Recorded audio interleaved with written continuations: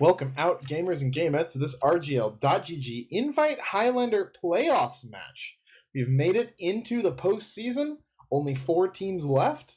And we're going to be watching Froggieland.com taking on Somebody Help, meaning that we've been lying to you for the past 2 weeks about what match we were going to cast this week, thanks to a last-minute change of heart of what we were, looking to go see.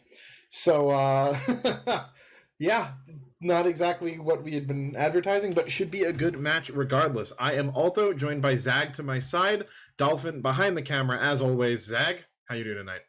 I'm doing good. I was part of that decision to change the matchup because I do think this one would be closer, and the graphic on stream says it's seed 1 versus 4. Because of the upset last week where Somebody Help actually beat Froggieland and Steel, this is actually 2v3. Like seeds 2 versus 3, and nothing really changed matchup wise, but it's just funny to see that turn out that way. So yeah, this is a rematch, just not the one we were expecting coming from last week, but this should be an interesting one because I do believe we have triple stopwatch today. I think you are correct, which is something that you really don't see too often. Yeah, and Highlander teams love their Koth. If they have faith in their snipers, they'll pick Upward every day. If they have faith in their Scout Devilman, they'll pick Asheville every day. But I do believe the matches are going to be Upward, Vigil, and then Swiftwater Tiebreaker. So if that's the case, Upward and Vigil, that's definitely 2 very interesting maps to start off on. And yeah, pick ban Upward first by Froggieland. Somebody Help did choose Vigil, and then yeah, Swiftwater at the end. So all Koth and Steel getting banned. I like Froggieland banning the Steel instantly. They lost last week. They're like, we don't deal with this ever again. And with the map that got left out of rotation here, what was it? Cascade? So it was between Cascade and Swiftwater, and Froggieland chose the Swiftwater. Cascade wasn't in this season. Yeah, so right. Asheville left out, yeah. So I think I'm a little interested in the Lakeside ban out of Somebody Help. It was a map they lost on. We casted that back in week 3, I want to say, where they lost 2-4 to the Fog. I'm surprised, though, that they did let Upward through, given that Upward was the map Froggieland beat 4,500 on, and it was a map they lost 2-0 to Yee on. So that is interesting. Now, Blake, who I believe is going to be subbing Medic for Somebody Help in place of Fleeble, told me earlier that Froggieland had beaten 4,500 on Upward partially because they were ringing Eerie Person on Heavy, and they also asked to ring Eerie Person again in today's match, and that ring was denied. So... denying rings in playoffs, TF2 drama coming through. Yeah, I mean... The culture shifted a bit, right? Back in the day, if you denied ringers, you were cringe. And I always thought that was stupid because it's playoffs, right? Like, you played this far. If you're looking to ring someone that's better than your main or even questionably better than your main, just say no to it. Like, don't let the season go away. I mean, yeah, you're not necessarily playing for anything, but there's at least 10 other players you can get that are worse than your main. So why should you get to upgrade, in playoffs? Yeah, and that's just a theory that a lot of people went around with. And we have 2 other rosters on our screen. We can go and run those downs as teams are running some ringers, as you mentioned. For Froggieland, it's going to be Yate on Scout, Poseidon on Soldier, TK on Pyro, DC on Demo Man, Ginseng, formerly known as Nerdaloid, on Heavy, Aaron on NG, Moose in a Suit on Medic, Arbiter on Sniper, and Spoo or Pajaro on Spy. Yep, and then over on the side of Somebody Help, Emily will be on Scout, Sunny on Soldier. We've debated this one in the past. I'm pretty sure we settled on Cookie on Pyro, QKI, May on Demo, Caboose on Heavy, Exa Engineer, Blake, as previously mentioned, subbing in on Medic, Timeless on Sniper, and Michael Lele on Spy. Now, in terms of the ringers that are coming in for these teams, I feel like Somebody Help has an advantage in that their ringer is going to be easier to slot into the team. Blake is definitely a good medic on his own, subbing in over Fleeble. Fleeble did have very good synergy with the team, but Blake is a very good medic in his own regard, whereas Froggieland, I'm interested to see how Yate does, especially because I think that may have played into the triple stopwatch. Having the missing Scout, not wanting to play against Emily on Koth with a ringer Scout. That is definitely something true to keep in mind as, when Scout just not going to have nearly as much of an impact on a triple payload, it is one way to maybe neutralize a perceived disadvantage, which is interesting because normally you'd expect a team playing against Somebody Help would try to lean into the Koth maps, but oh how the turns table. Yeah, this is a dream rotation for somebody help in previous seasons of maps you can go for in playoffs. Those predictions are active in chat. Keep those ringers in mind as you do make those predictions. Your points, your precious points, are on the line here. So far, a bit favor towards Froggieland. They were coming into the last week of the season. They were 6-0, and we were really high on them. You know, as a team overall, like, oh, they upset all the teams above them. They did tons of great work in the season. A week 7 upset by first, like, at the expense of first seed isn't unheard of in TF2. In fact, that's kind of been the norm over the past few seasons building. But you don't want, whenever you lose to a team that you're playing in first week's playoffs coming up to it, and then you end up playing 3 maps of the same game type, stopwatch, all of a sudden, you know, things might start being leaned a bit against your favor. Yeah, and I think that does kind of go into the reason why we shifted over to this, because it's such an interesting map list. Also, I feel like this is the first time we're casting Froggy, isn't it? It might be. I think we did. I think it is, once, because we were maybe. Were we? That might have been the. I think I missed a week. Maybe no. Did we? We think we did, but I don't. Yeah, think we may have done it once only, and I the thing is, like, I don't remember because we were gonna do them versus KND, and then we had to switch that because KND died. We did do that, yeah. But yeah, I recognize a lot of their players, and like I would remember, by the way, because every time I'd have to say Pajaro, I would just instinctively say Spoo, just because he was Spoo for so long when we were playing. But that's I think it's Pajaro. I think it's the Hispanic J. Well, either way, I'm going to be saying Spoo for short if it's a very clutch play. I'll try Pajaro. It might not roll off the tongue, but we are into game here, so going to be starting up. It's going to be somebody help on red side, Froggieland on blue side, so we'll see the time that Froggieland can set here. Yeah, and I mean, again, I think I've always been a fan of starting on red side on stopwatch when given the option. Just being able to push your own time feels so much more valuable. I've seen some people, countering that in recent times, but I do think, that maybe slight advantage does lie with them. But Arbiter opening out strong, coming in, subbing in for SAR as Sunny gets taken out. No soldier. Ginseng gonna go down. Over the top. Here comes in DC on the sack. Up over the top, barely gonna get any damage now. No stick, he's not able to connect onto anyone. Poseidon going down as well. So only the kill onto Sunny so far that will deny any banner building, which is definitely a good Emily thing. is cheesing Pajaro back to spawn. Pajaro got flashed by like a minigun, and Emily is chasing him to the ends of the earth so he can't get a teleporter. And it looks like, he's gonna run out of cloak. Emily wants to get this kill on the spy really badly, because getting that spy kill means teleporter stays up, no spy in the backline of Pajaro will escape for now. Meanwhile, Ubers are about to be traded as offense is walking up this first hill, and they do catch out Michael Lele. Yep, Spy's gonna go down. Ginseng goes down as well, though, so that is no Demo Man. No, that's no Heavy in the post, excuse me. Didn't forget, he normally played Demo Man. As May getting aggressive on this hill, gonna force Arbiter back. No other kills other than Makalele on to the defense here. Pajaro's back with the Enforcer and shoots the gun with the help of Poseidon's rocket. Gun gets taken out instantly, and Arbiter on the feet takes down 2. Timeless and May. Demo Man Sniper going down. This hold is kaput. If you are Sunny help, Sunny goes in to try and make some plays. Doesn't end up going down. Pajaro will not get any more kills on his back out. So very solid first push there from the side of Froggieland. Although Sunny help, they didn't lose everything. They can set up on hill here. Poseidon trying to get in on Blake. Yeah, got sniffed out a little bit too early. Will get 1 rocket for about 40 damage off, but Blake rides it back. More importantly, though, there's a lot of forward pressure. Yeah, and Arbiter's posted on the cliff, and no one can really pressure him. He's trying to get spammed out. Emily did get past. Will run at Arbiter. No quick skill comes through, and Arbiter going to go down. So Emily, crucial kill there to help somebody help retake this ground. And a big jump up top by Sunny is actually going to help take down Ginseng and the Mini. So they should be able to get some space here once TK gets cleaned up by Emily.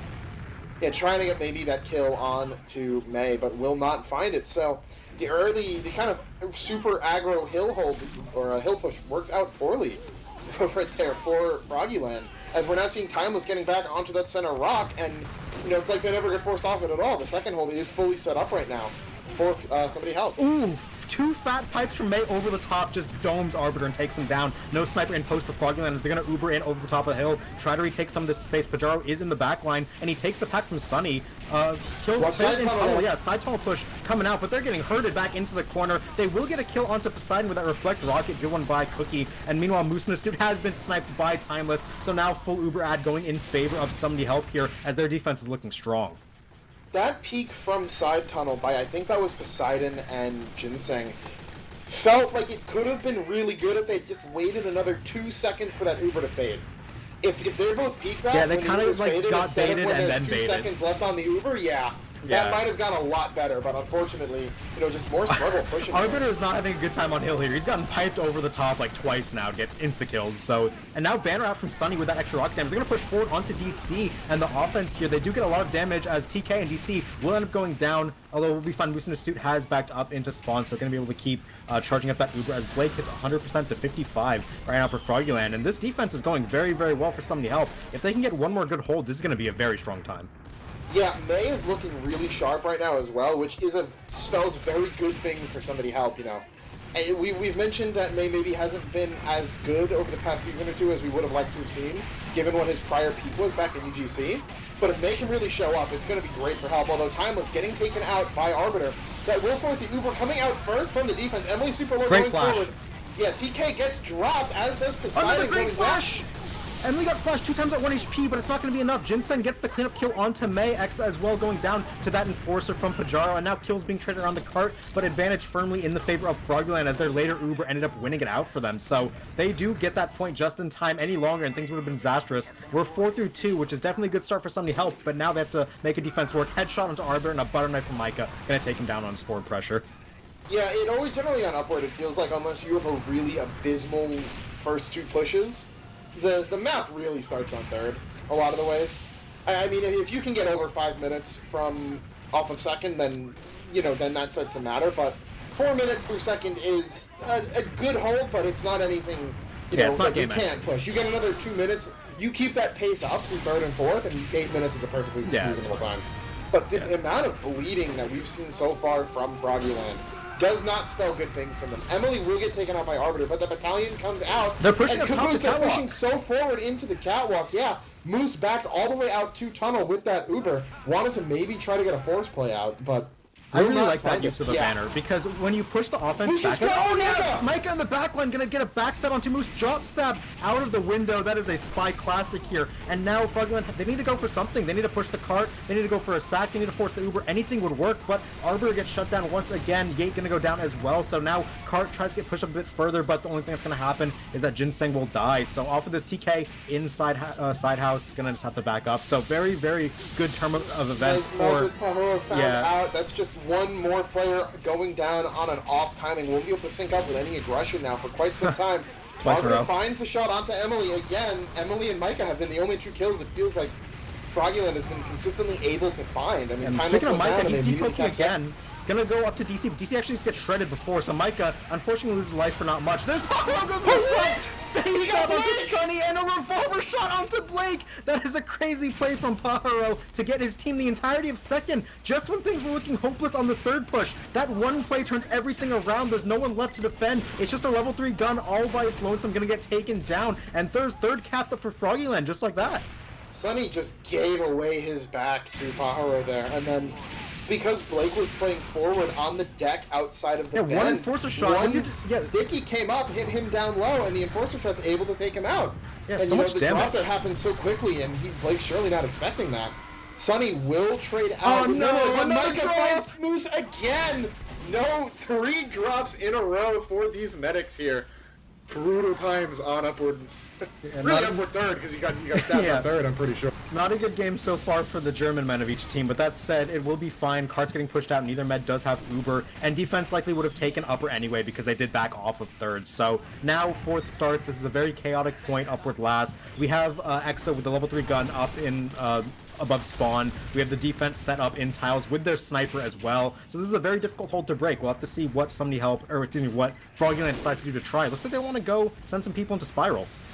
I don't know exactly what happened, but Emily's scattergun is in the pit and died from like a finished off. She types "not fair" in chat. So I think Nerd or Ginseng knocked her into the pit somehow. But Arbiter taken down on the backside by Sunny, playing super deep in Spiral here. Likely going to be close on this battalions as well. Yeah, Micah is in the backline calling out all the offensive rotations here. Is going to call it that Arbiter is going to peek from main soon. Off a reflect rocket. I'm pretty sure. That's insane that you get that force. That should never ever happen if you're the defense. Yeah, Soldier comes over the top and just gets that force. That you have to not let that happen because now they're full Uber dissad. That's the easiest way to lose your bearing on this tiles hold. So now Froggieland have some ground. They can make a move here and looks like they are going to be pushing into lower Spiral and go backside. What is Yates? Super aggressive in backspiral. Almost got himself picked out ahead of that. They're just giving up out for free. Yeah, they have to Uber. You want to force the team to Uber here because if you don't, it's bad. Yeah. I don't know if that was a sniper or Caboose coming up from behind that might have forced that. Uber's actually going to be forced out of main. Caboose finds 2 on the back line. It was on an 8K momentarily, but Arbiter lands the shot onto Timeless up in boxes. That's a really big kill to take out right there. So they can start flooding into main. The level 3 up, but not for long. DC takes that out. May spamming onto Cart from that upper platform. Goes down. DC continuing to rail him, but Frags going over in the favor of somebody help. The Cart's super close though. Oh no! Micah can't get the stab on Ginseng. The Uber comes out though, even though Sunny and Blake are in the pit. There's only 2 up. It's enough to stop the cart for now. No, Arbiter finds 5K. That gun's gonna go down. That's a full wipe. That was such a fun last one. Like you said, the 8 to 9 minute time comes in, and this is pretty average for Upward. How we got here, we won't talk about because it involved 3 medic drops, but in a point and a half. Yeah. But still, that was a very interesting round of Upward. I'm very glad we saw that, because this puts us in a situation where it's a standard time. Either team could win this, and we've seen a ton of players have their pop-off moments, as well as their not-so-pop-off moments. At the end there, seeing Micah try to jump stab on Cart, fall in the pit, Sunny tries to jump Cart, falls in the pit. They tried their hardest. Blake ended up in there too. Yeah. I don't know if he got knocked in or missed a jump. A third of the team died to the pit, but if you're sacking for the cart, you just gotta do whatever. It was over when they lost the Uber, lost Upper, and then they lost the SVS. Once that happens, you're just stuck in your spawn. You can't really do much. Yeah. And I love it when we get average times because of thoroughly unaverage play. Yeah, it's really fun to watch. Because, it's not, if one team's playing great and we get a 5-minute time, that's exciting, but not... It's exciting when you see the 5-minute cap, but not to watch the other team fail to push for 5 minutes. Now, we know that, there are some people having really good games, and there are some people having really bad games, but we don't get this half wasted. You know what I mean? We still get to see this, so it's going to be more of a question of who can continue their good play, and who can fix their mistakes, more so than, than being like, oh, well, such a good time, it's just over already. Caboose out on the fists, just... solo walking up on the left side. He saw the sickies, didn't bother clearing him. I'm just going to call him out for his team, as it looks like bomb over the top from Sunny with help of May. Going to try and clear up Playground. They do end up dropping instantly, not able to get much damage. May is still here, though. 1 pipe, 2 pipe, and they're going to get Aaron with a timeless slaughter shot. Yeah. So yeah, that sentry gun should die if a spy can get in on it, or if anyone can get in on it. Other than that, that's just a pretty successful offensive sack. You don't get a big thing, but you get the engineer, and that's good enough. If they can get the gun or the telly, be good. Yeah, do we know if Micah is behind? It doesn't look like it's that Telly's going to be up. Yeah, and he's going to be back up. Sunny trying to get the gun. One more rocket. Nope, and Aaron gets in time. Yeah, Aaron saved that. TK's reflect killed Micah from across the map. That's so funny. But Ubers are out through up front here. TK gonna get dropped. That's really bad for Froggieland, not having a pyro to defend any longer. Sunny will get traded though by Ginseng on that playground pop. So both teams down 1 player. But with this pyro down, will the gun end up getting spammed here? They're trying, but Exa gets picked out of the air by Arbiter. Great shot there to get that NG off the cart. And now a flank push is coming out from Froggieland's offense here. They're gonna get Ginseng off that playground finally. It will come at the cost of Emily though. Yeah, Caboose had gotten really far forward in that Uber post position, and just no one else really able to take advantage of it. Sunny now jumping forward on to Playground, trying to get some spam on the stairs, but Pajaro finds Timeless, so no sniper means the defense can play wide. Is that a conch? Or no, just Battalions from Poseidon this time. The defensive team building these banners over and over, and this is going to let them stabilize here. Not a single player dead, not a single player low HP either, but Arbiter gets jumped on, just too aggressive on that playground and picked off. Is the Telly dead yet? It looks like Micah will finally take that down, so Arbiter has a very long walk from spawn as both meds coming up on Uber for the 2nd time this first. Yeah, Micah getting in position to go for the descent, to go for the sap on the gun. Uber comes out, Spy coming in, no. He's found out, Yate and Aaron gonna take him out, so no sap on the gun. Ginseng will get caught out here, but Caboose, May, Exa, Sunny all going down. So another unsuccessful Uber here from the side of somebody help, and just not able to find enough advantages to really go in on. And then Cookie and Emily cleaned up in the post. I want to talk about what happened to Micah there, because we've seen this gun stay up this entire defense. If the gun doesn't go down and you don't get any key picks, you're not going to push first. We saw on offense what Pajaro did was Enforcer from the hill, even though he's getting chased down. Enforcer from the hill is so much more reliable than a sap, because you have 1 decloak as a spy to get that gun. It's in tunnel. Whenever the team walks up, you're going to get checked. So I want to see him swap to the Enforcer. It's just better, but Micah with another death, not even get it to cross. He's having a really rough half. Yeah, got those drops onto Moose on the defense side of things, but unable to really get much of an impact other than finding that telly earlier on. And not to mention, no kills really from Timeless either here. They got the kill into Arbiter, but that was Sunny finding that on the sack. Now Arbiter going to take Cookie out as well. You know, all they have space Caboose on the enough, you're gonna playground. lose They get someone. pushed off instantly. Caboose has to just walk away. They're doing such a good job of defending playground. The only time Ginseng ever ended up dying, they rotated people up there to make sure that Sunny Help couldn't take the ground. And Sunny Help, they just haven't been able to take anything. They've been stuck here. And Timeless again, just gonna get spammed out and killed. Sunny forced off Bonbon and gonna get killed. They can't take anything. There goes Caboose. Yeah, and I want to point out too, Somebody Help looked really solid on first and second, and both times their defense went down. The second He decloaks on the cart. 3. Yeah, that's the third drop for Moose. The sad thing is with 5 minutes left, Sunny Help have a lot of work to do to push this. If they lose a round where Micah gets 3 med drops, I'd be pissed if I was in his shoes. But this will be an Uber. It is a free Uber as enemy medic is dead. Emily gonna get floated, butt gun taken down just in time. And this should be first finally capped up for Sunny Help. They got power off the cart. Ginseng finding 2 picks though, kind of hanging in there a bit, quite like a bad hangnail as will eventually go down, but stalls the cap a little bit, buys some time for the rest of the team. He got positioned forward. Rivers Timeless on Hill. Gun by Aaron, gonna go down, and Micah finds Moose number 4. All 3 of those Moose drops go to Micah, and he finds him a 4th time here. Something's got to change here. He's on fire, so I don't know if he got found out too late or Moose didn't turn in time, but oh, look at the side tunnel push map from Poseidon and TK. They're gonna do a lot and get the kill onto Cookie and Emily, getting chased down, but they kill Sunny. Poseidon on a 6k, they're staying alive thanks to that black box self-healing. So with that, Tunnel's not friendly held by Froggy, and with that, they can retake control of Hill. yeah, and Pajaro finding Timeless again. Timeless unable to get anything going here. And even with that med drop, Blake on 85, so they're gonna have to rely on this Uber to find something.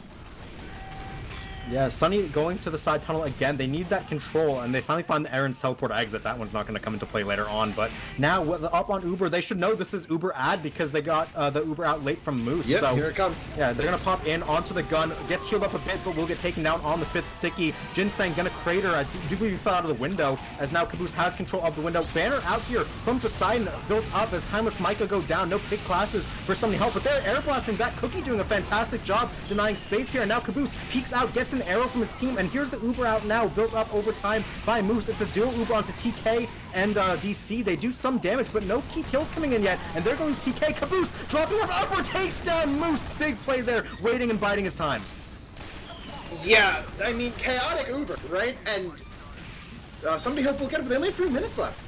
They've already spent 5 minutes on first They and have a second. lot of picks, though. They're going to go forward. May's already jumped forward onto Roller Coaster. If Pajaro can find this pick, it would be huge, and he will just end up getting back off. So now Micah, he's waiting in. Can he get another crucial pick? Gets turned around. I'm not going to find it, though Timeless does get an entry onto Poseidon. He got Moose there. I was about to... He missed the stab on upset. DC. It was really unfortunate. He might have been able to hit that in a different timeline, but... Fortunately, not this timeline. But Blake's As still 2.5 minutes. Yeah, they really can't take more than 2 Ubers at most here because they got to get this first try. It really feels like if you really want that chance at pushing last. Yeah, maybe Albert misses a shot. Uber pops super early here. They're doing this just for the zoning. No damage really even put out by They need to May keep right holding here. the corner and get people into bend, and they will. Micah is doing some damage, and Aaron goes down, so no sentry gun. But a big backstab onto May is going to deny so much space. Micah goes down as well. They don't have very many people up to take the hill once again. Spy, decoy on the cart. That's 1, that's 2. Pajaro getting those cart pushers off of it.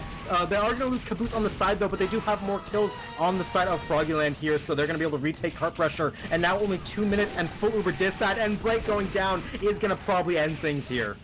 Arbiter on the walkout. I criticized teams in the past for not using their Uber advantage early enough. I don't think that's the case here. I think they used it too early. That cart was not far enough. You know, when they popped that Uber, the cart was just up the first hill. Yes, they got it up the second hill there, but the third hill is the one that you're really worried about. You know, they didn't take that Uber forward enough to actually get kills with it. They used it as a zoning Uber. Oh, they got forced. Oh, but yeah, it's going to be Moose getting forced. Tons of players surging forward in this choke here. And that's going to be Quickie doing his best to try to force them back. DC goes down, as does Yade, an overextension on the Uber. Not the first time we've seen something as this happen. Ginseng super hurt up, going to be forced back. On cart. Cookie, he lives and TK dies! Exa coming in for the cleanup, and now with more players, Somebody Hope are going to take this point. They're pushing into Ben and getting the kill onto Ginseng as well, so no heavy left. It's just, again, the lone level 3 sentry gun going to get sapped up by Micah here, and with third captured, we have 1 minute to make it work. It's possible. They're going to have a 50% Uber ad as well, about 40 now, so it can still happen for Somebody Help. They just need to keep snowballing. It's only Poseidon in upper too. 15 seconds. Yeah, Sunny goes up the drop down, I'm pretty sure, and finds him right there. Blake coming up on 95, only Poseidon in upper right there. Micah gonna get caught out in upper. Cookie's gonna force him out. Stab, yeah. And it looks like he will. Poseidon forced to drop down, but moves on 70%. If they don't use this Uber soon, they're gonna lose this ad. 30 seconds left. I think they're just gonna commit to a main push. Yeah, they're trying their best. There are Uber coming out on the point right now. Level 2 gun is up there from Aaron, excuse me, now, and Heavy gets jumped on up top, but Sunny will lose that 1v1 to Ginseng, and that goes horribly for Somebody Help. They got completely collapsed on. They couldn't get any kills no matter what. They're gonna lose everybody, and that's gonna be round 1 in favor of Froggieland. Michael Airy is a free pass for any profanities he's screaming to himself right now. Because that performance he put on, I mean, yes, even if maybe he could have sapped the gun earlier on first, right? You find 3 med drops in a game and your team still loses that. And a 4th backstab in a row on second. It took you an extra push. And it took 5 minutes there. That's really frustrating. And I think, you know, we've seen Somebody Help kind of fluctuate in how we've thought of them over the season, right? Where they come in after placing 3rd last season. Then we see them lose to Yi 2-0 and upward. I'm like, okay, well, maybe, you know, they've taken a step back. Then they beat K&D on Swiftwater, I think it was. I'm like, oh, you know, that's really solid of them. Then we watch them next week, and they lose to the Frog, and it's like, okay, step back.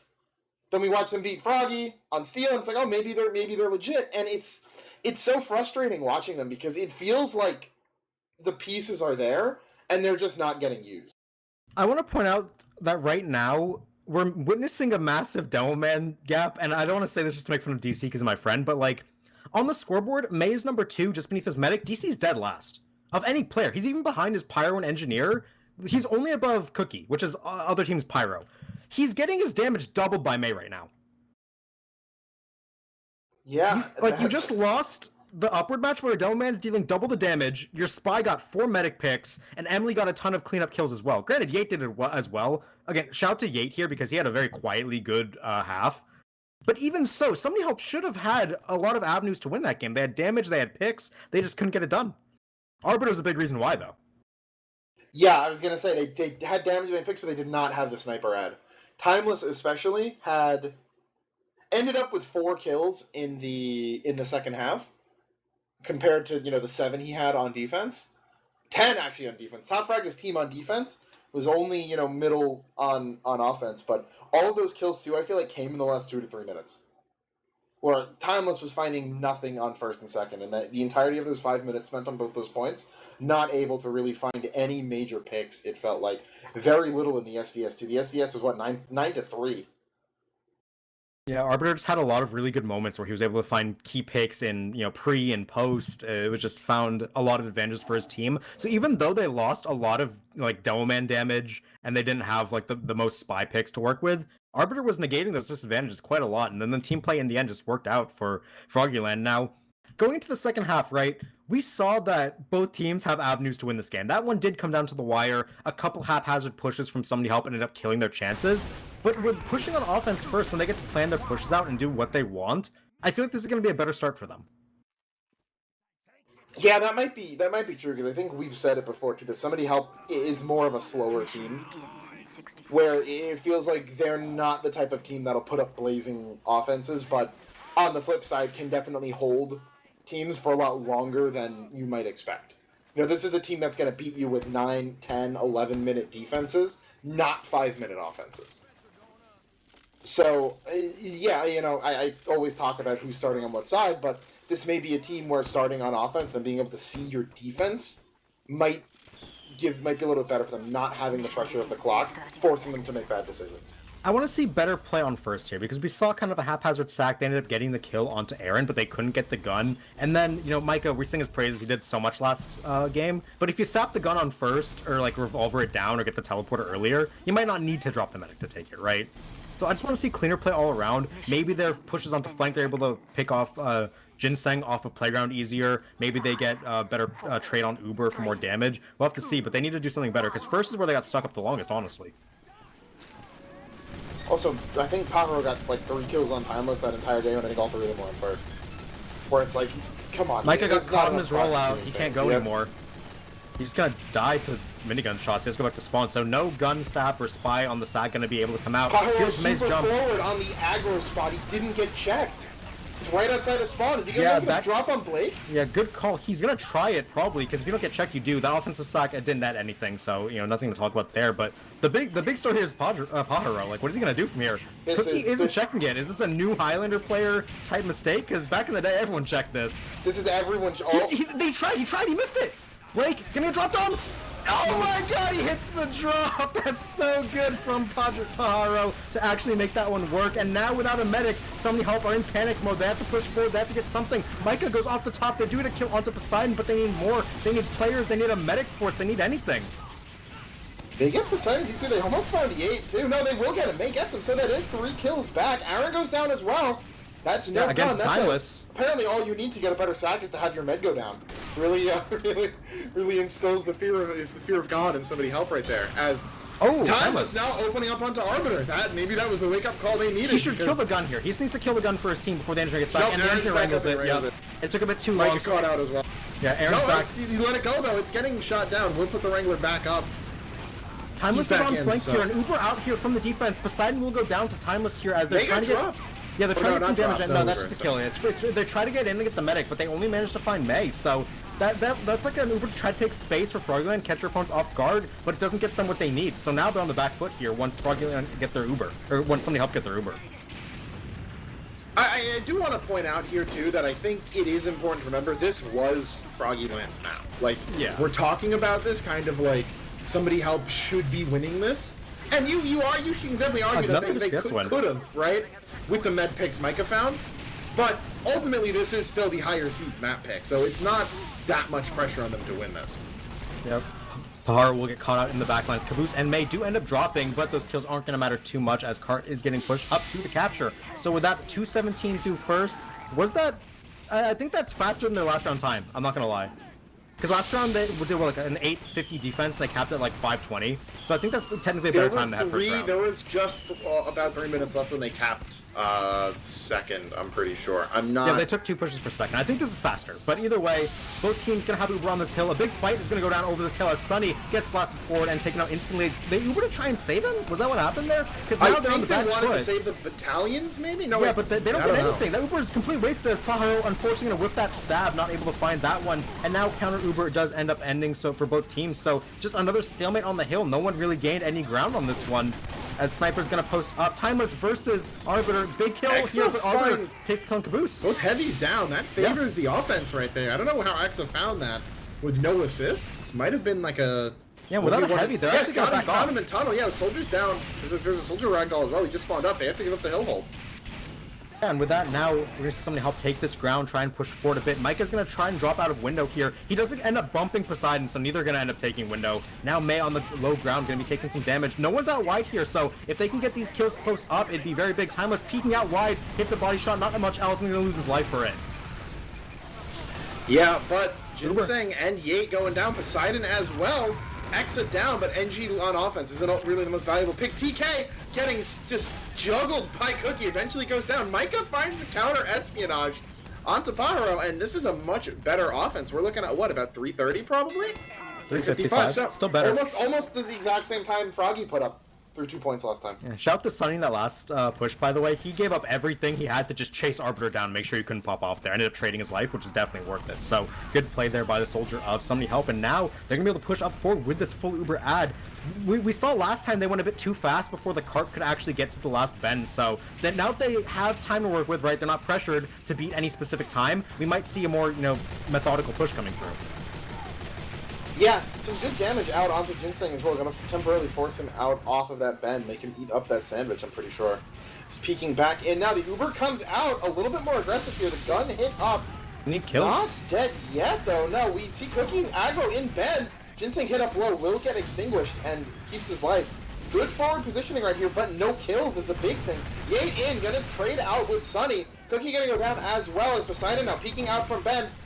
Caboose gonna go down pretty soon. Micah finds another County and Espionage kill, but with May going down, that probably spends the end of the push as the Uber is finally forced out from the defense. I don't like that use though. Yeah, I don't like that Uber from Moose and ad. Froggieland. Yeah, because you give yourself up another decent ad when you go that late. They already won the push. They got the players forced out of bucket, and they had the space taken back. But that late Uber gonna be putting them on the back foot here as Timeless gonna be picking off Arbiter, who's been dominating the SVS in this half, so picking it up quite a bit. As now Banner is out from the defense here. Poseidon needed that one to help his teammate take space because again, no Uber. They are gonna stop the card as Pajaro gonna move it backwards, and the Banner gonna expire. Mike gonna go down. Now it's Uber versus no Uber. Yes, and granted that would have happened eventually, but now they do get Arbiter back up for this post fight. As the Uber comes in, way more aggressive than we've seen in the past. I love this. They're so far forward right here. Moose forced almost into last right here, and they're on the fence about giving this up. They will look to walk back in. Moose on 86, doesn't but get he's the too far backstab. forward. Sunny, Moose, way too far forward. Runs into 7 people, dies at 87%. Yeah, big play there by Sunny to get in the backlines. Both medics were under duress at the very end, but in the end, we're going to see Blake stay alive. Somebody help cap the point. They're going to have yet another Uber ad. Yeah, May as well going to get 2 kills onto Ginseng and Poseidon. That's heavy soldier. That's a lot of classes that can take control of tiles. So with that, now Froggieland, they're locked out. They can't get up there in time. And Mike is already in the backline. Going to stab Arbiter from his spawn. Very good plays there from somebody help. Yeah, I question if they're going to be able to actually capitalize off of this just because of where the cart time is. But this aggression is something that you really want to see coming through. Will manage to make it out. DC, though, sniped out by Timeless, taking up real estate in upper. No Demo is going to make spamming this card so much harder because there's only a level 1 up, too. Just now level 2, it's getting spammed out, but that's going to delay the level 3 build. 1 rocket, 2, 3, still not dead with that Wrangler shield, but... Arbiter's back up and hit a crucial shot onto Caboose up top there. Now no one is defending Timeless. A big SVS here. Timeless are going to take down Aaron, which means the gun going to get taken down in short order as well. Ginseng going to go down Poseidon as well. Now only 5 players alive for Froggieland. They're stuck in their spawn. We're going to see TK go onto cart though. He does stop the cart for now. The mini sentry does end up taking him down. So now ×2, ×3 on the cart. Spawns are being camped. Yate out against Blake. We'll get the medic kill, but will it be enough? Emily into the pit. Sacrifice once again, but too many players are stacked up. That's going to be the capture. No! That's it. 7-18. 7-18. So that was such a better performance from somebody help. Regardless of anything you want to say about the time or the results, the aggression was exactly what we needed to see from them. I genuinely think they just looked less pressure. Yeah. Yeah. Like their third was so much better because they weren't like, guys, we have to push third, we have to beat this time. They did their first Uber, they right? walked past the corner with the Uber. They had previously used 3 Ubers. None of them went past like the corner of the choke.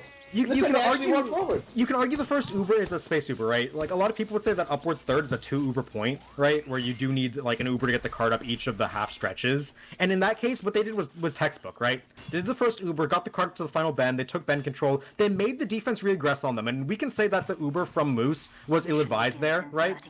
But in the end, that's the result that somebody help wanted, is they wanted to force the defense to retake space. And after they did that, the next Uber did the job. And then they got a bonus kill with Moose just botting back into them. Like, that was... Yeah, Sunny, big play onto the... They looked like they were where they were. They were on the fence about giving up the point or not. Yeah. But regardless of what your call is, your med's at 86%. He was at 80 when he walked out of the backstairs area around the bend and plus forwarded into a heavy and a soldier. But that's the thing about making good play, right? If you play properly and do things by the book in Highlander, you force your opponents to make decisions. Did they want to contest that or not? They were on the fence because they didn't decide. They lost everything. Fair point. Yeah, but now next round coming in. DC in up top, no parachute. Ginseng gonna find Emily. DC alive, gonna find Timeless died, actually. Yeah. Great sticky by DC there to pick up that defensive sniper. So now Arbiter lived too, I think. Gonna have free reign. Yeah, he got out. That's crazy. Arbiter, with his free reign, does get lit on fire. That's a really good flare by Cookie to kind of back him up. He needs to get heals, and Timeless is only on a 5-second respawn timer. Teleporter as well, not going down here, not getting sapped. The Timeless should be back in the fight. Yep, and now they're all coming out. Uber's used over the hill right there. Traded back out onto Cookie, doing a good job stuffing everyone back. Moose popped up right as that Uber fades. No risk of getting sniped. May gonna go down, as does Timeless, but Yate, Poseidon, and Ginseng gonna be the trade. So slight numbers advantage for the defense, but with the shorter spawns, offense gonna look to get their numbers back up and come back in. Pajaro taken out, and Netflix is gonna have to be given up. Your demo and your sniper are just too important to lose there. Yep, and that will be a good early push there from Froggieland. They're going to be able to walk uphill, take the first capture, and get some space. They, again, have Arbiter pushed up if he can find a big win, but that Battalions is going to stop any headshots. Good re-aggression timing here from Somebody Help, just denying the space, being able to take some kills back. Poseidon does go down, as does Aaron's Sentry Gun, so that is going to be some space being held on hill there, and that should let them get Uber, and a big SVS win there by Timeless. Really aggressive Pika, I like that, and now with the sightline cleared, everyone else can walk up and, kind of support him there. They will call the back end just because they don't want to over-aggress. But again, I like that. And it builds time. And the Uber forced out really early from Moose with that sniper disab. Great flash to save Caboose. He's going to walk out into window. Way better Uber for the defense right there. And Moose sniped out, trying to back out downhill. Did not take the most efficient path. And Timeless now railing another one off onto Arbiter. And Somebody Help again starting to look really smooth here. We saw this in the first half. They had a really, really strong second defense. They remember the numerous pipe kills onto Arbiter because they had all the space to work with. If they're able to stay here for a while, things are going to go good, and Timeless going to rail off a kill streak onto TK there. So holding strong once again. They need something on Froggieland's side to kind of break this, and Timeless, he's going to go on a roll here. Pulls the Dom, yeah. The one thing I will say, though, is that really good second hook broke after 2 minutes when Timeless died once. So it feels like most of the time, if Timeless dies, it feels like the whole goes with it. Yeah, but he's popping off right now, takes down DC. Ginseng goes through tunnel here, actually, and a flank from side tunnel will get the kill into X and a sentry gun. Pajaro is in the back line. Timeless with a flare. Yeah, that's a snipe out there. Caboose too. Yeah, and importantly, Pajaro didn't actually get called out on his decloak, so he's going to decloak in the back right now. No one looking, but he's going to cloak back up, wait for his team. Now Uber had up by Blake. Moose on 95. They want to go in. Blake has 5%. He needs to get in time, and a good juggle from TK is going to let Blake get that Uber. Cookie going to go down to Pajaro in the back line, and now counter Uber forced out to save their players. Both teams kind of come out a bit worse for wear on that one, but now the space is held by Froggieland. Pajaro decloaked behind Cookie, chased him for about 6 seconds through some odd movements by Cookie, but we'll find him going all the way back to third, though, to get back in the forward spawn. Maybe go for a better bit of a decloak. Goes in on Timeless, walking forward, called out in time. And while that's happening, there is a meat grinder happening at the top of that hill as Somebody Help finds pretty much everyone outside of Moose and DC. Yeah, again, the side tunnel push was just a bit off from Froggieland. They had a good idea, but they just got shredded going in there against Caboose, that minigun on the defense doing tons of work as Arbiter. Now his death streak is chaining. We see him, it's been hard for him to get any work done pushing second, getting killed by pipes, snipers, rockets now, and now Timeless still going to be able to get back up. Yeah, a lot of work being put in here by Somebody Help. Now both meds going to be up on Uber again. 3 gun pick though, as Exa can't wrangle that in time. Pajaro going to get caught out as Banner now popped out. Are they going to aggress with it again? They will. They're chasing him back pretty far. That's 2 people chasing, but the banner aggression will go pretty much neutral. No kills for anyone there. They will find Yate in the side at the end there. Timeless going to go down there as the Uber comes out. That's what they might have been looking for. Uber's exchange right there. TK causing havoc, bouncing people around, but Ginseng and Poseidon going down. Numbers in the favor of Somebody Help right now. Well, Cookie over the top. One air blast in onto Moose. One more air blast. Cookie! Air blast the opposing medic into the pit. That was a fat play, a fat surf. On the other side, though, they do lose more players than they end up getting. They at least have med advantage, but without any control of the hill, Arbiter is standing at the top of the rock, has a bit of free reign to work with. DC will end up going down as Cookie gets another second crucial kill there in that push. It will end up backing up Somebody Help, though. Again, Cookie jumps forward with the help of Sunny. They're going to take down Arbiter. A 7k for Sunny as they're collapsing onto the cart. Cookie finally going to get her streak ended as Emily comes in for the cleanup on Yate, and they get to take the space. Where in the world is Cookie? Traveling the entirety of upward second. Places no pyro has seen before. Oh, this is what he needs, finally. Jump stab out onto May, coming off of that balcony, not called in time. Will get taken up by Timeless, but you're happy to find that demo pick there. Mikey going down as well. No equalize. 9v7. Timeless finds Arbiter, so they could decide to play Poseidon has to get on him. Poseidon's going to high bomb onto him, but he decides to go off. He got looked at. He's going to get the kill onto Emily. We're going to take down Sunny. Yeah, onto Moose. Another med pick. Moose hasn't had a good time. Going to be dying on repeat as Caboose. Going to clean up this cart with his minigun. Exa with the revenge crits. Takes down TK, and Ginseng will get cleaned up by Timeless. So with that, a good spy cap from Pajaro actually getting them that push, but only a minute 40 on the clock. We haven't mentioned it yet, but Somebody Help in fantastic position to end up cleaning up this round. Oh, Timeless just stood out, wanted to maybe hit Moose walking out of spawn, but that is not, you're going to make him lose 20% Uber at most. That is not worth May's a guaranteed death there. May going to get caught out. Great jump out of Poseidon, going around the tracks to kind of sneak up on him from behind. There will be Uber for Blake right here, and the cart has a decent bit to go. Timeless has respawned right here. They're going to go out immediately. I Yeah, they like wanna this because go Moose in doesn't here. have yet. They're trying to get whatever kills they can. They can't quite get the kill onto Moose though, taking out half Cookie, HP. DC will end up going down, as will Arbiter and Pajaro, but the important thing for Froggieland is Moose is out and alive with 70%. So they still technically have a chance, but they have to times 3 it from now. It's very, very unlikely. They need to push out here and get the cart moving as fast as possible. Yeah, they will clear that out before the card gets to the second hill. Emily taunting on card, a little daring to be right there, not gonna be punished by the a game's sniper or practically anything, won but- now because Froggieland, they haven't gotten any space at all. Oh, They yeah. Moose 5 HP! Will he live? Sonny misses the rocket and Moose gets the Uber Saw to take down that soldier. It's a funny play, but will it matter? 30 seconds left? I don't think it's even possible at this point. And yeah, the round's gonna be over as Moose hit the taunt. Yeah, I wasn't paying attention to the clock right there. But that would be the game that never ends. Stop padding, stop padding. It's been pretty exciting. Yeah, Blake popped up on top of the Yay! box. Yay, fine. Takes his time, lines up the shot, lands that med kill, but again, will all be for naught. Arbiter trying to get cap points, I guess, and Micah will not allow that. Spy versus Med V Sniper on card. Moose gets 2 saws. Easy frag. That's all those Med Pug side captainings. You know what I'm talking about. Coming up there. That's 1-1, just like 1-1. that. Very, very fun game so far. I'm glad we decided to cast this one already, because these teams are going at it. There is no holds barred today. There's we're seeing a lot of really exclamation mark type plays here. Exclamation point, question mark. Yeah, with Mike Some question mark first plays, half, some of them. some of those, and then Cookie's grand journey around upward second is one of the more memorable things I've seen recently. Yeah, just But insane plays out there from ultimately, we're everybody. 1-1, yeah, and Yeah. again, that first half we mentioned had both teams showing some really big highs and really big lows. Felt like somebody helped did a good job of kind of shutting down the lows there. Yeah, and the big question I have is who gets to push offense here on second half? It's going to be Froggieland, isn't it? Yeah. Because it's their map pick, so they get to have the last choice. So with that, the question arises, will somebody help look this good when they're pushing a time and when they're on the clock? Yeah, because we saw them really make some questionable decisions in that first half when they didn't have a lot of time. And I think that kind of plays into their slower style where the time doesn't matter if they hold 11 minutes, right?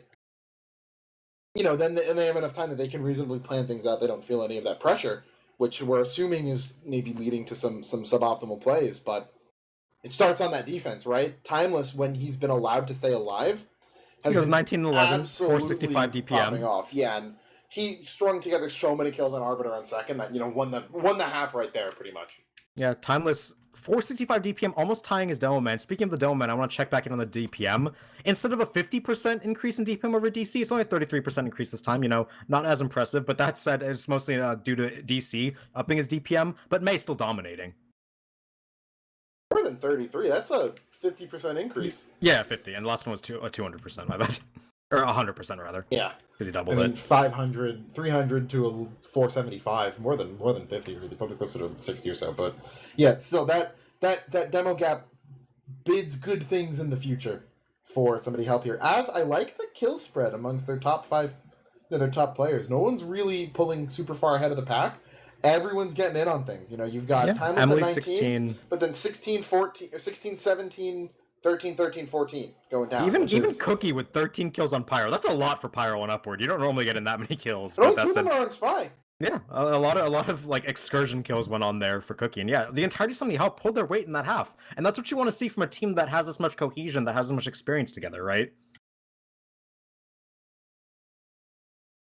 Just laughing at what's going on in chat right there. Moose not too excited after getting pushed off the cliff, as some others aren't super excited about the triple payload, which we might not be as excited either if we start pushing 7-8 halves of payload in one night. Could we do 8 halves of payload? What if we go to the legendary 9 halves of payload?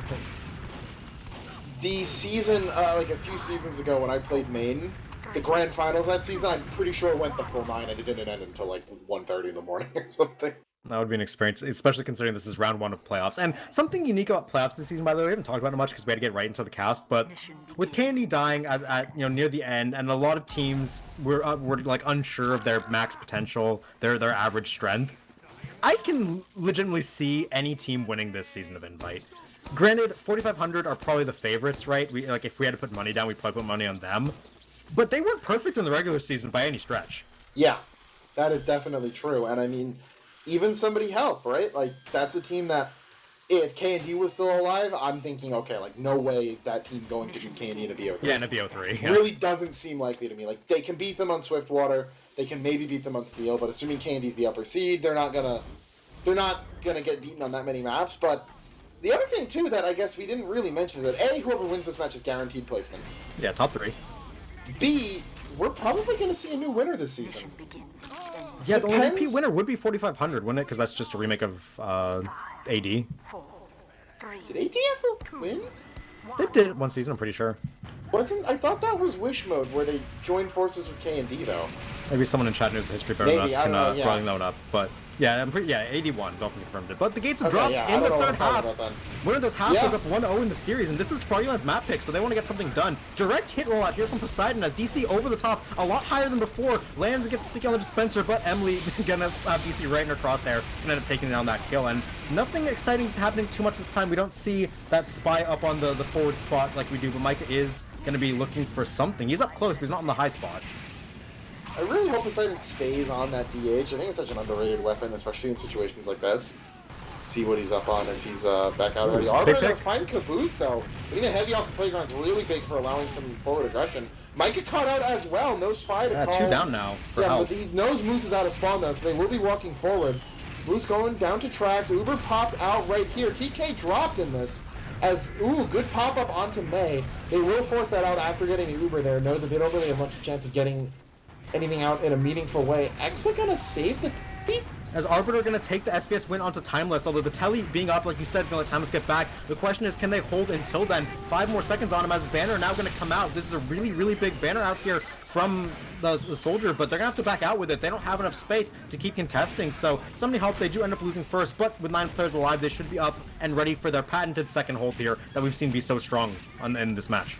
Yeah, you might be thinking like, oh, well, it'd be nice if they could milk a few extra seconds, but it'd be better if they could milk a few minutes off the second. Emily will go down, but DC and Yate are the trades right here. Paharo as well.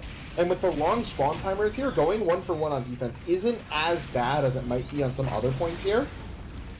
Since, you know, they will have to walk all the way back out. So losing Emily to get the Demo Man, not really that bad of a trade. Gonna stall any momentum. Pretty much force them to wait for Ubers to come out, and they're gonna. This is something interesting here. They're putting all their players into tunnel around for Froggieland, deciding they like this push more than the hill push that they couldn't get working. DC's going side with his medic. It's just these two plus a scout. They're gonna get Timeless with a stab early, which is an early man event. Caboose gets dropped in the side tunnel. That unexpected push gonna catch them out. They're gonna lose Micah as well. So now with 3 players down, somebody help try and get whatever they can back. They do pick up TK, but Blake gets shot in the back by Ginseng, flanking through. Poseidon over the top, clears up Cookie and Emily, and Sunny drops as well. That was a fantastic adaptation from Froggieland to split the attention and get them off guard. That really was. Dropping Caboose there spelled bad news from the start. As they're losing Timeless, things only got worse and worse. It's like Froggieland saw somebody help, kind of elevate their gameplay and said, alright, yeah, we can do that too. Here's why most people thought we were going to be the first seed coming to week 7. And just razzle-dazzle the shit out of that second push. Ball kill! No. It's the Rap Assassin ball. Yeah, the Rap Assassin ball. No, we don't see the Sandman anymore anyway, but yeah, kill onto Paharo will be the one death as Timeless going to get back up from the respawn. Ginseng will end up dropping. I do believe that was on upper, but yeah, that's fine. Heavy going to be able to respawn as well. So now, Moose up 65%, Blake on 45. It's probably not enough to make a decisive push off of, but they're going to be able to get the cart up the hill because the defense can't really contest. The first hill, rather. They get a pick or two over the next 15% or so. Moose building, extending that lead to about 30%. I say they can go on it. The question they don't know though. They don't know how much better they're building. Oh, they go here. Blake only they're going here. They use a round. Gonna have to play Cookie. TK's in. TK in. Stuffing Cookie back. Blake, one stock is through the rough. Big play by Blake. They're the safe players as DC gonna drop, as will Moose to the Wrangler. You don't see that too often. Moose got skyboxed by the Wrangler right there. He was in the stratosphere, getting juggled up there. Eventually falls down and dies, but despite that crazy Uber, it's going to go in favor of Froggieland. Yeah, they just had more players up for post and better positioning. They're going to be able to cap up with just a sniper on the cart. They're going to get the soldier up there for the 2x, and TK, May going to trade in upper, which is advantageous for Froggieland because May, another long spawn timer. It's not anything revolutionary either, but bringing TK into that Uber ad is such a good call, because if he's not there, Cookie's probably able to single-handedly stop that, but you bring TK in, Cookie wasn't expecting that, lost, that first air blast battle, if you lose the first air blast, you're back in spawn. And went all the way out, got caught out in a corner, died, and you can't stop that Uber anymore, so really good just heads-up play, and now this is the same time Froggieland had through 2 points, but through 3. Yeah, and big They don't player have- advantage as yeah, well to somebody work else off doesn't it. have Sunny control Emily gonna either. drop. Yeah, Tao's gonna be held now by Ginseng. Big, fat, heavy, too hard to displace from it. They're gonna charge the Uber up. They're not going too aggressive right now, which, when you're going this fast through 3, you're fine with getting that Uber in time. And now they are finally rotating back up to the Tao to set some players up. Yeah, no need here to over-aggress, fail a push, and then give Tiles Free drop, control though. back They can over. get flanked. Yeah. They gotta be careful.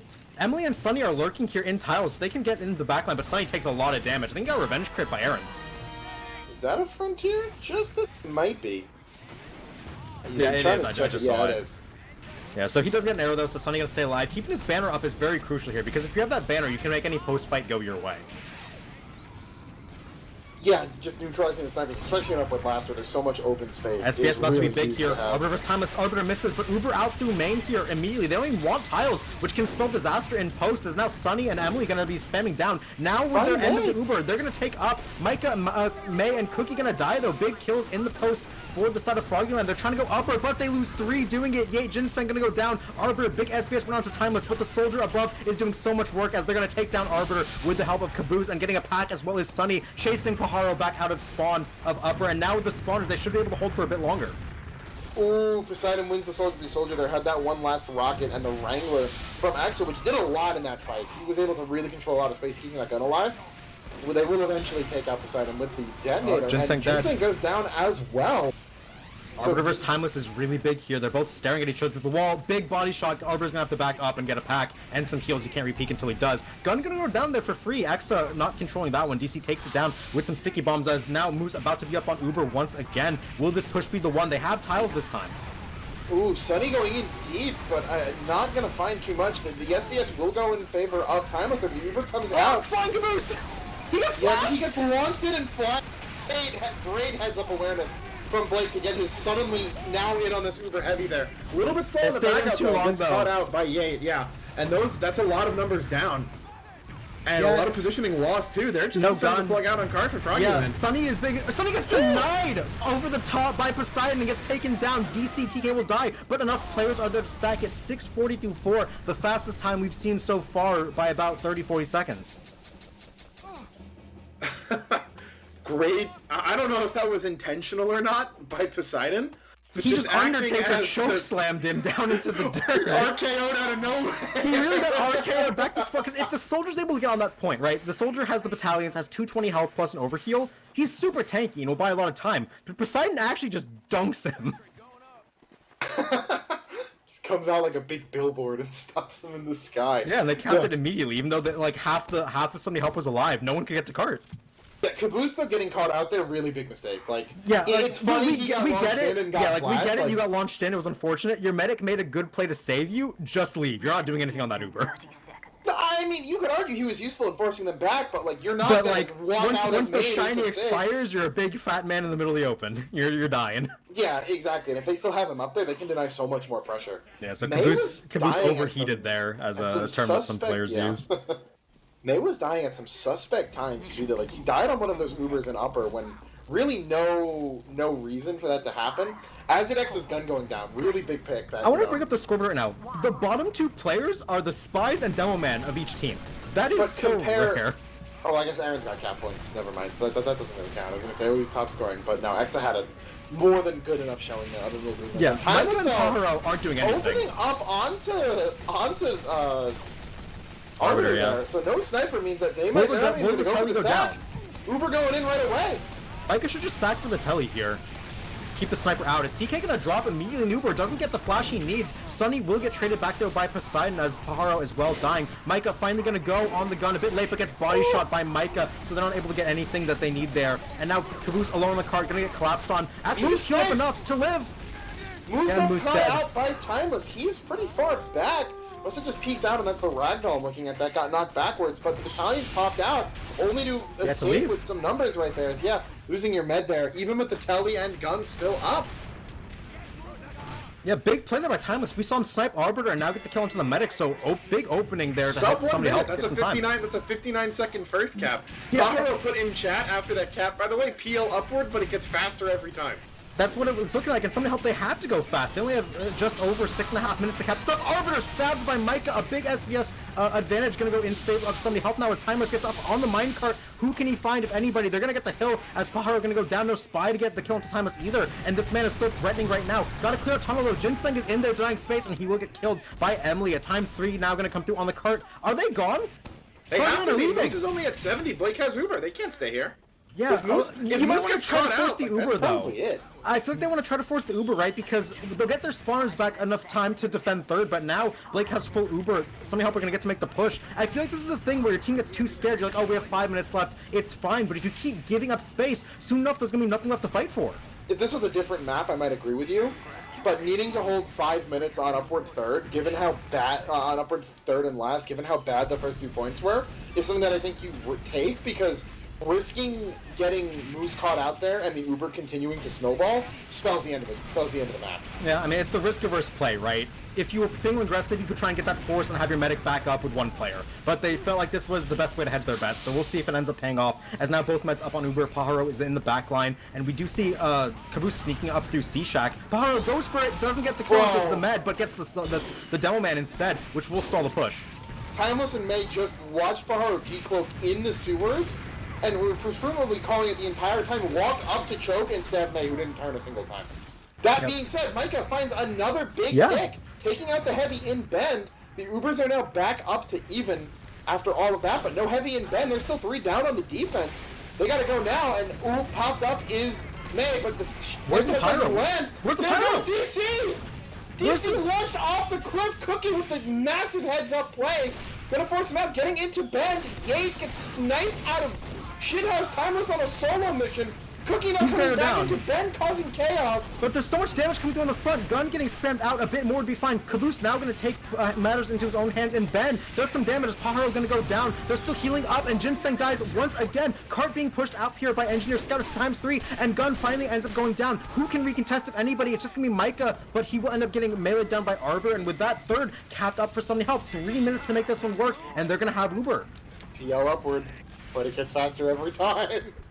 A lot of good plays coming through from the players of Somebody Help. It's not like too many mistakes are being made on the side of Froggieland, DC but getting air blasted off that cliff was he has no absolutely pyro a with him. mistake. He has no pyro with him. He can't he should surf back. Yeah, you're absolutely right. But there's like, no way a pyro should be allowed to get behind him, and there's no way TK should let him get behind him. It's just a failure on the combo there. He should back up for sure. But still, that's a really good heads-up play there by Cookie to actually get that advantage through. Now pushing into last, both meds about to have Uber. Timeless will get shut down by Arbiter, so that's going to buy the defense some time here. But once again, they're locked out of tiles. They have to play from spawn.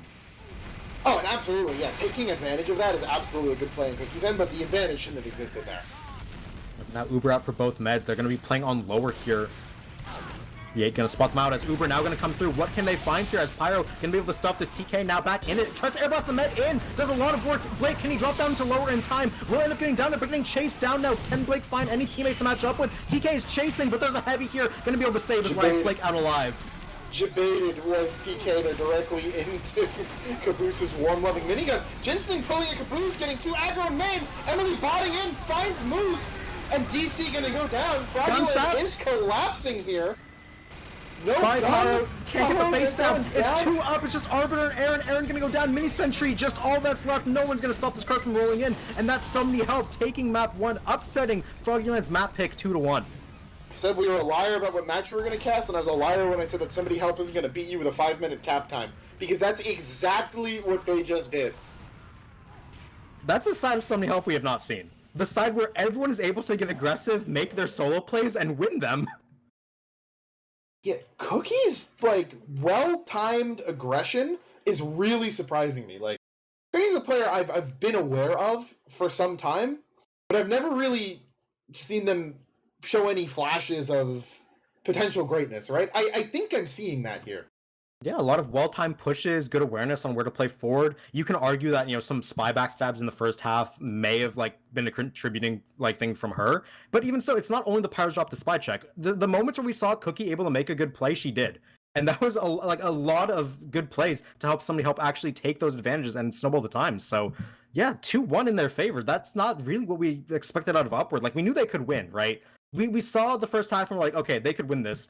we thought there might be too many problems for them to like decisively win this, but pushing 5 minutes is definitely a show of strength.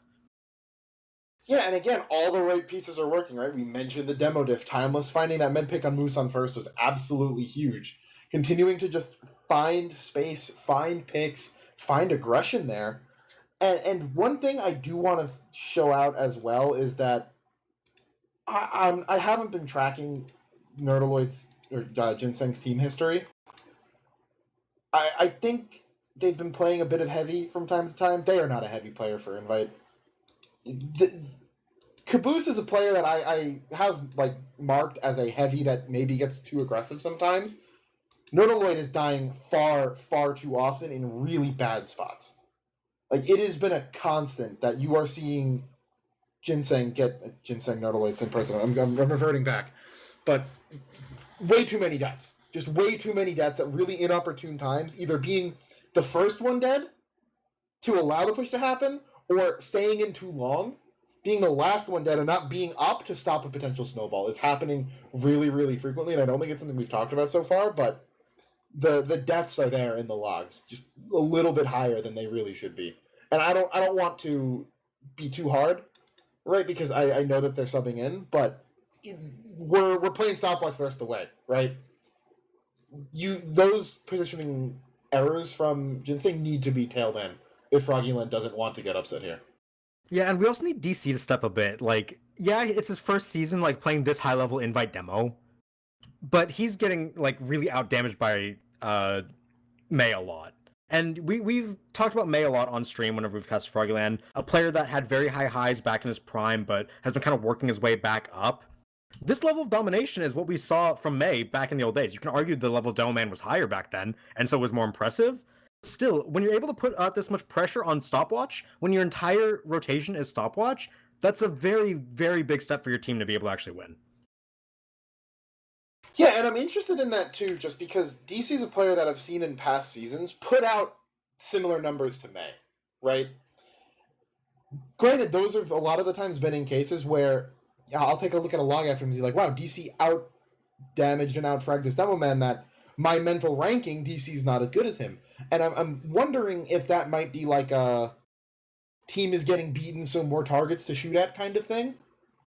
And now that DC is in the position of being the favorite and maybe his heavy's not giving him as much support as he might need to really be the carry on a winning team, maybe there's a gap there. It's hard to say, but I do think it's very interesting that DC's a player that in the past I haven't found too many issues with his numbers.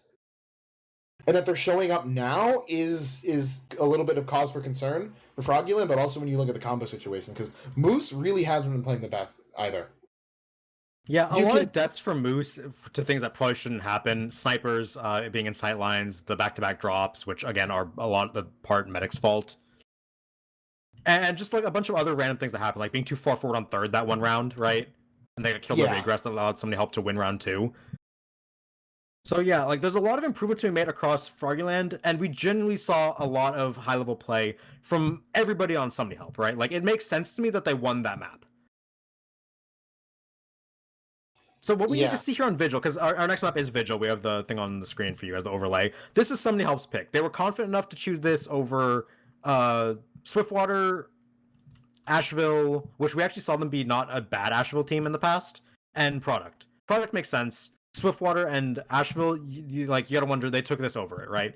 They think Vigil is their strongest shot. How is Froggieland gonna end up beating them on it? They just need to step up where it matters. Yeah, interesting that I think both of these teams had bye weeks on Vigil, too. So we don't have... Yeah, they did. I just checked. So they don't have any... We don't have any official data here. Official experience. They scrimmed it probably, right? But I vaguely remember hearing something about someone being better on Vigil than you would expect. But I wish I could remember who that was, so... I don't know. I'm not surprised they picked this as their map. I mean, the only map that I feel like from our perspective, somebody really wanted was Steel. Oh yeah, Steel. I thought that was so far because it became that's going to get banned. Yeah, that is true. But you have to keep in mind though that Froggy also beat the Fog on Swiftwater in a really convincing fashion too. So if there's maybe like scrim info that would make you think Froggie's not as good as Vigil, I could see that being a better pick over Swiftwater, because then you'd be picking one of their weaknesses instead of a double strength. Is that the best pick ban theory? You can argue either way, but I have to imagine there's some reason why they picked Vigil here over Swiftwater, given, you know, their performance against K&D on it. Maybe K&D was just really bad at Swiftwater. Wouldn't be the first time. Definitely a potential thing. But yeah, with that, while we are waiting for the 18 players to get in the server, I'd like to shout out our RGL merch. We have all new merch right ahead of the RGL LAN, ! merch to check out our shop. We have a lot of new designs, t-shirts, stickers, pins, I believe, and posters. So you can check that out. New designs are going to be around for the duration of LAN, along with exclusive merch. Some of the items will have a limited run, so be sure to grab them before they run out. And all of the proceeds will end up going in favor to help fund RGL LAN. So if you like supporting TF2, you like watching, give those a look, you like them, pick them up.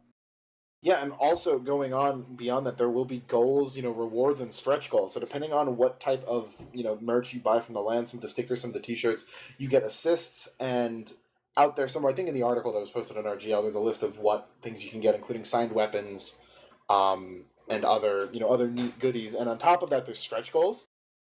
So I believe we've already raised $1,100 from the Disrupt Cup that happened earlier this week, out on and we've reached the LAN vlog, but TF2 Dodgeball and B-Ball Pugs, player and staff Ghost Pepper challenges, and even Virgil and Dolphin getting permanent matching tattoos of chat's choice.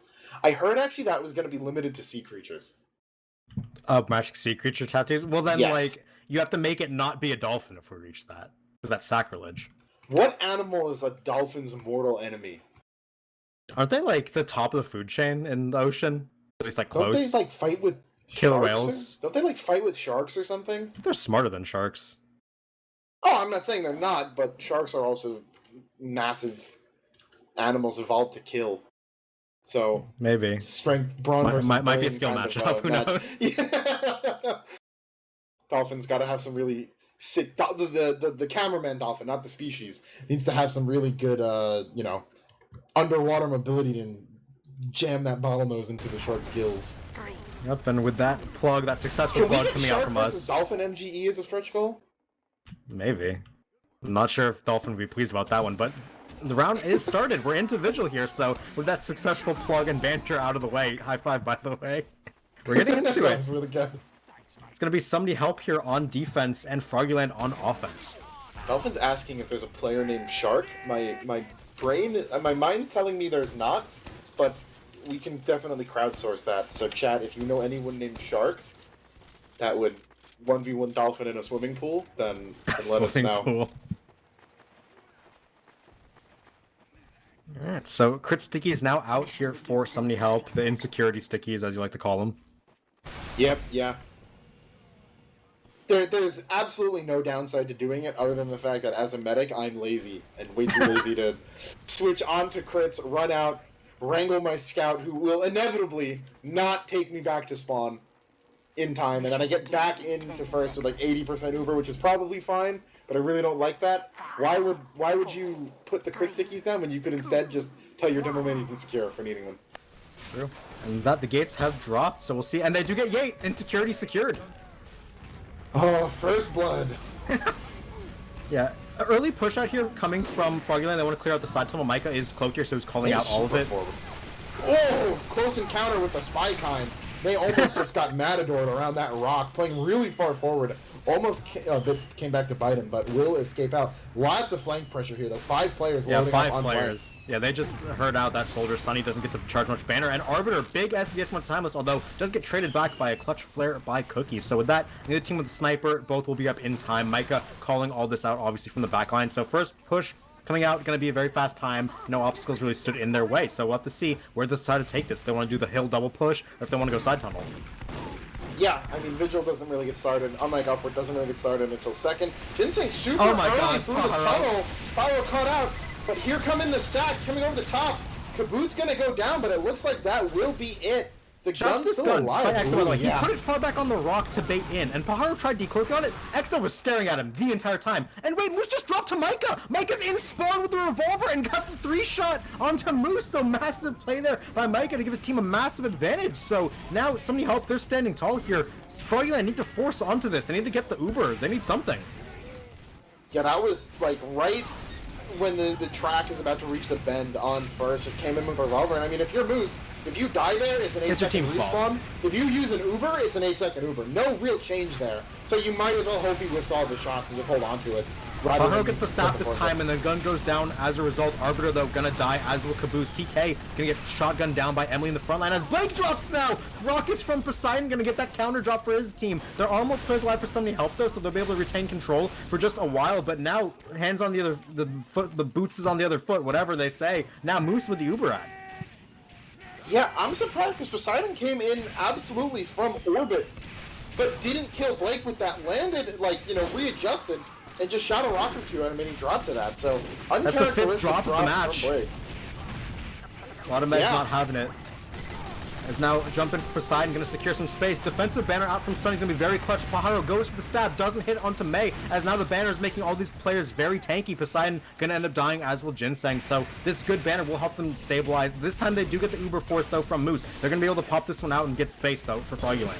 Yeah, May going down, huge shot, no demo here. They can get Wilbur forward. He goes down as well.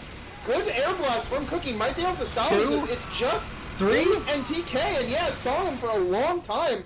But I think there will be enough kills that somebody help will be forced to back out. TK a little bit too far. He's not on the Uber, it's fine, getting some space. But yeah, that's the cap up in 250. That's like a normal, 2-push Vigil offense time, but the way we came here was very unexpected with the double drop. Blake full Uber though for somebody helping him able to stabilize here for a bit once they get this back up. Yeah, for Pajaro. He gets bombed. No one notices! Right, yeah. No, he gets his he got melted, yeah. Forced out onto flank right there. In the back, though. Ginseng going down, that will stall any pushes here. Moose only at 50, so they are pushing with Uber disad, so I guess they might just kind of hold off on that until they can get their heavy back. Yeah, Pajaro sees everything from the back line, going to call that out for his team where things are. Is now we're going to see Froggieland go up flank side. This has kind of become standard for Vigil. You want to get your team, you want to get your sniper out here, doing some pressure. Arbiter buffed up. Sunny should end up seeing this, going to spam that sniper and call the position. And so now we're likely going to see SVS come out here from Timeless. I'm very glad too, because we have no more tracks pushes, because society has progressed past the need for track.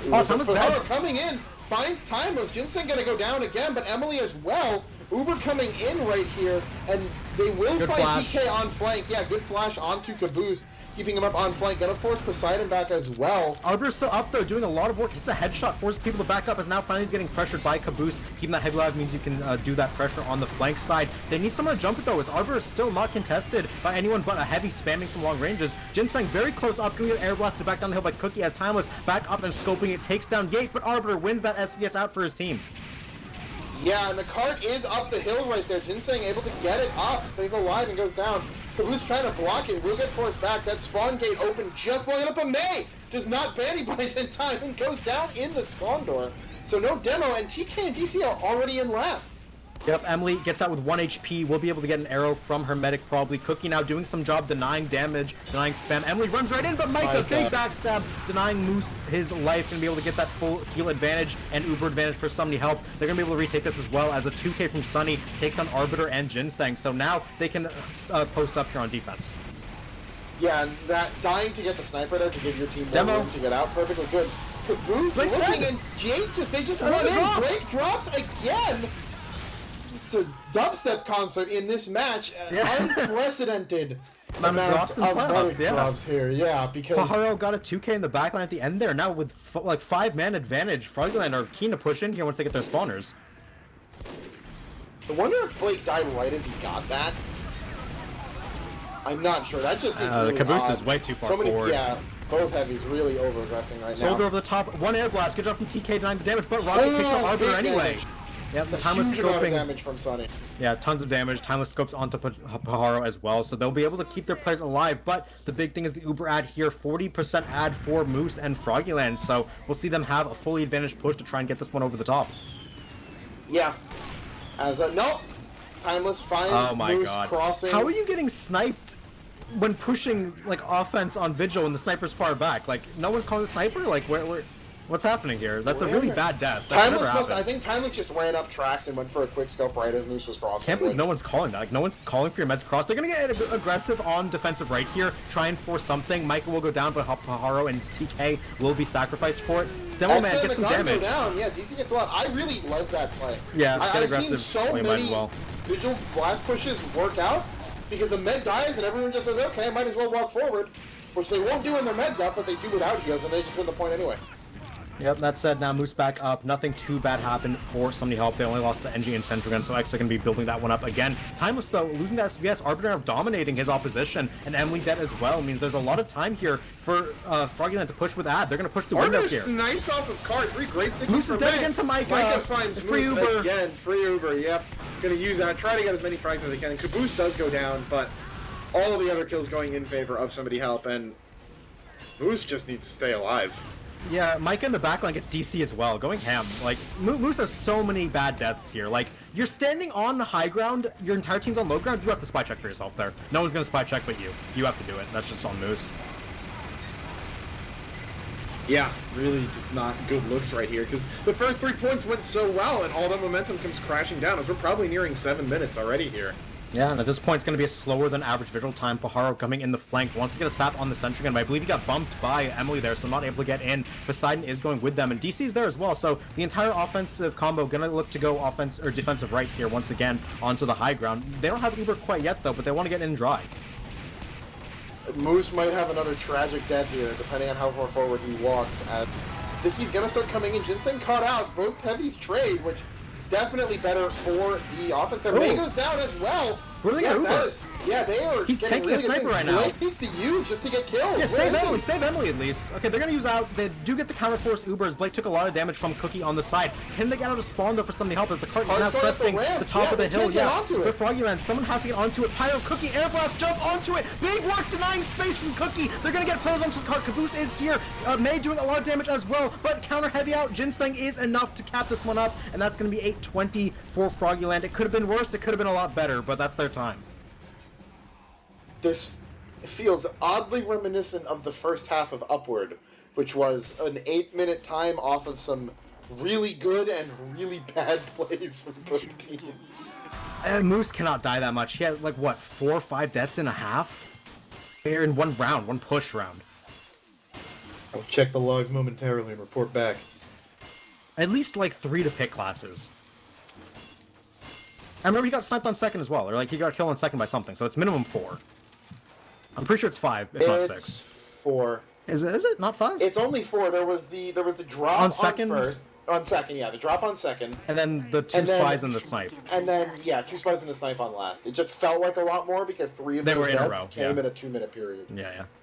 Even so, 4 deaths. Your medic's dying once every 2 minutes. That's way too much. Want to point out, by the way, the drop count right now, I believe, is tied at 4-4. Is it that high? I thought we were at 6 total for the series. Mission begins in 10 seconds. Well, it's 8 total for the series. Okay. I'm saying that the med-to-med is 4-4. Moose had 3, Blake had 2 on Upward. And then in that half alone, Blake had 2 and Moose had 1. So we're tied 4-4. All right. For those of you keeping score at home. I like the dubstep comparison. Too many drops going on, like he did end up saying. But yeah, now Froggieland, they need to hold an 8-minute Vigil defense.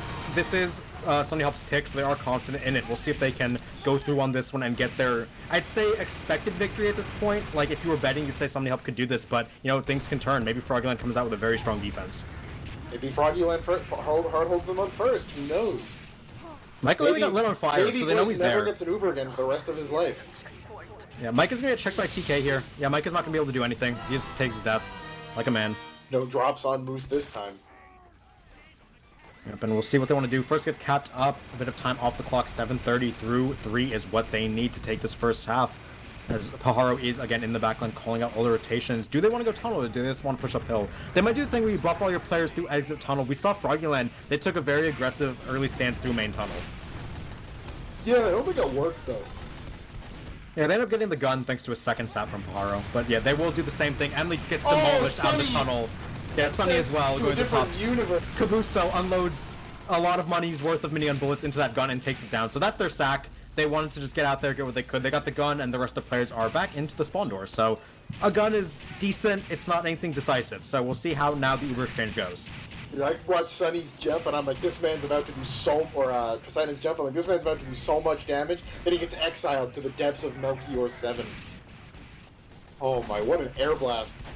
Cookie, really? Oh no, that's not a CK. I'm getting a side confused. Oh, big damage on the front. DC just nails them with pipes. Emily Timeless both took tons of damage, and I guess this turns into another sack wave, but they got the force this time. Very good play there over the top to get the proper damage onto Moose. Moose actually has 150 HP. Did he even get hurt, or did I think that was the push? I think that was they just didn't want to drop people and saw too many people walking forward and was afraid of dropping. Yeah, that's not a good pop at all from Moose and Froggieland. They should know once DC calls all that damage and the initial 2 kills come through, they shouldn't have to pop there. Or at least if they do, it's in response. But yeah, they just waste that Uber entirely.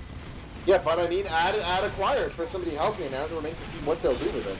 Yep, Arbiter wins an SVS though with it, so not going to be able to get any advantage there as Spying air blast off it, so they can't get the sap on the gun, and the banner is out as well. Very good banner build there by Poseidon to make sure his team has some defense without the Uber charge. So now Sunny Helper in without any way out. They don't have any picks, they don't have any kills, they don't have the gun, they have nothing. They get Pajaro, but that's not enough. Micah going in, gets the sap, but no one's there. I think I saw Sunny miss a rocket on the gun. That would have taken it down because it went down to about 10 Cookie's doing HP. a lot of work on the top of this. Lighting everyone on fire means they can't get any heals, and Moose has to back up. Moose has no HP, but Arbiter shuts down onto May, so without a Demo Man, you're hard-pressed to push over the top of this hill. Timeless as well, going to die once again, this time to Yates' pistol, so yeah, that's going to be another successful defense from Froggieland. They need more of this if they want to keep winning this round. Aaron did get sniped out by Timeless, though. Micah not choosing to go for the gun, instead wrapping around into third to get a better angle for a potential stab. Maybe afraid TK is going to be on like a homewrecker type. They have a sack timing now. Poseidon's dead, so no banner going to come out this time. Micah has a good walk-up potentially to get on someone. He gets Arbiter. That's a very good pick. Tries to double up, but going to get shot down instead. Now Blake up on Uber. They use instantly. They want to go in with this little space. They use and they catch DC with a really great flash by Moose there to keep him alive. And without a better Uber on the defense, offense is going to be forced to back up, but they still have numbers. Oh, they're trapped in the corner. Cookie, Timeless, and Blake. Oh, dead. Blake. Great stab there to take him out. And despite that really good time, there's been no momentum at all from somebody help here coming into second. The gun hasn't died a single time over the top. I want to introduce these spies to a very good friend of mine called the Enforcer. You see, when the team is spy checking your saps, you can actually shoot the gun at range 5 times and it'll die 100% of the time. Yeah, it's a very well-known, very not-known tech actually. No one popularized it, certainly not me. But that said, now 30% add for the defense. Froggieland are looking very strong here. Yeah, Blake at 42, Moose on 75. DC gets sniped out. Lots of aggression here. They might just try to go for a drive here. They will manage to... No, they do get the gun eventually. DK was on the home wrecker, but it goes down regardless. Still, though, numbers are slightly without in DC favor. putting out damage, they can't walk in. That's the big pick. Yeah, everybody on Sunny Help was full HP. No one took any damage because DC couldn't output any. They just had to back up. That time, I do believe the sap went on the gun, so they were able to rocket it down. So Froggieland gonna have to back up with their full Uber. They didn't get a chance to use it there because of DC's death. Yeah, really, really good big pick out of Panic there. Oh my god, heavy v heavy. Just gonna win the heavy v heavy there in low ground and shooting into the entire team. So that's a great trade for Uber immediately. Walk up. You have no heavy in. Uber will get traded out. Arbiter goes down. Emily chases into the backline, takes on Aaron as well, so no engineer to rebuild here, and 3 players, 4 kills in favor of Sunny Help. 8 out in flank. Yeah, he's still alive, being a nuisance on the flank. Gonna have to cloak up here to not die to the fire, but with Sunny dying, now there is some room back in. There is Poseidon on the flank here in front of May, but May gonna back up just in time. Goes down. Great rocket out of Poseidon to know he was about to peek that.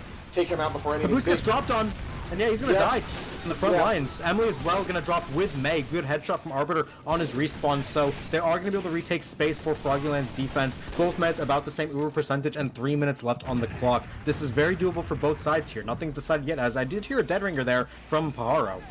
Oh, drip alert right now. Ginseng's got the gnome hat on. Called that out in chat too.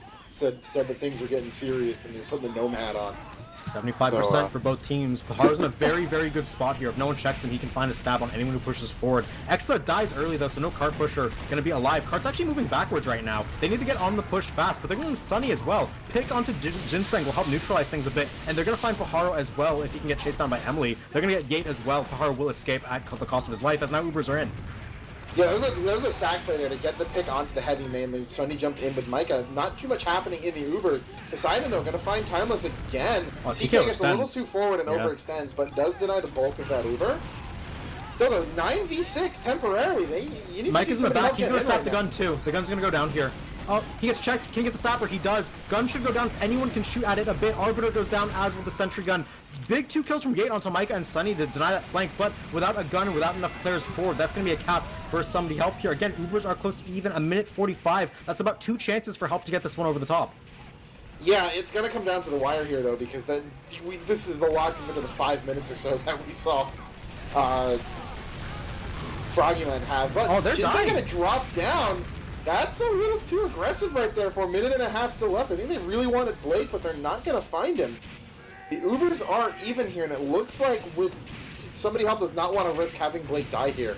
So that aggression will go unpunished, I guess. Yeah, They're just trying to get some space, get some ground, see if they could find anything. It's not going to happen. Really passive gun by Aaron right here, by the way. Yeah, they're going to push into defensive right now. Going to Uber over the top on high ground. They need to get the force out fast from Moose, but Moose is back in the spawn door. Now Uber going to come out. It's a very good post-Uber for the side of Froggieland. They need to keep players up. They don't have any kills, and they're going to lose TK, but they do have position now over the last point. It's going to come down to a dry fight in the last minute. Yep, good damage from Sunny. Dies for it, though, jumping into the gun. Ginseng gets sniped The gun out. is too far back. It's not going to actually shoot people on the left side of the cart. It's useless right now, and Yea's going to go down. Timeless does a counter snipe. They have to jump on the cart right now. The gun isn't going to defend anything. The cart's up the hill. You have 5 players alive. Get on it. What are you doing, Froggieland? DC finally going to go, but it's too late. What was that? All your players were waiting back left spawn. Your gun's not watching anything. They just let the cart roll in. The world's easiest cap is what that was. They just let the cart roll in. They had like 6 alive. They had a sentry gun. They couldn't do anything. That position was so bad. I'm really not a fan of that gun, I'm going to be honest. The second I saw him, like you point out, like good defensive gun placement. Yes, at the start it's good because when a team sacks in... good. I just said it was far back. Yeah. So it's not... The reason why people do it, right, is because at the start when teams walk into last, they focus the gun, right?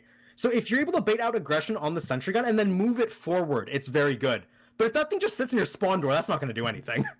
Yeah, even the boxes there prevents the gun from shooting. Yeah, it literally couldn't see the cart. I noticed that sound because I'm watching yeah. from the offense point of view. That's not going to hit anything. I'm like, that's going to do absolutely nothing, and it does do nothing, and neither does any player. Eventually, Aaron, when he finally lost the gun, went in with the revenge crits, but too little too late. Just needed more people there ahead of time.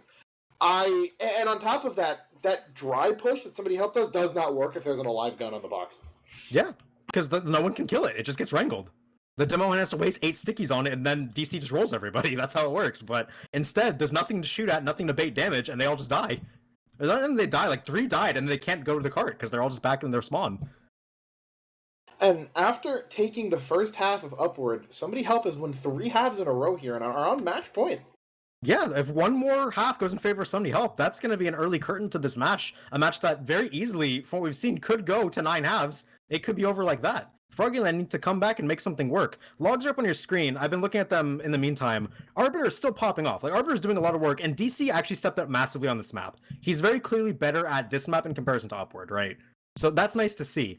But you gotta feel like it's just a couple macro decisions that went wrong that really cost Froggieland. That round was super winnable for them.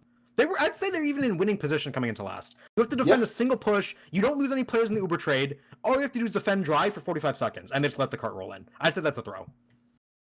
Yeah, pretty much. I mean, part of it is the gun, part of it is people not shooting cart. Like, yeah, no one walked on. They were just stuck in their spawn. Take the ground. They're holding back behind that wall, which is great in downtime because you're not very exposed. But when the Uber happens, you have to spread out. Take ground.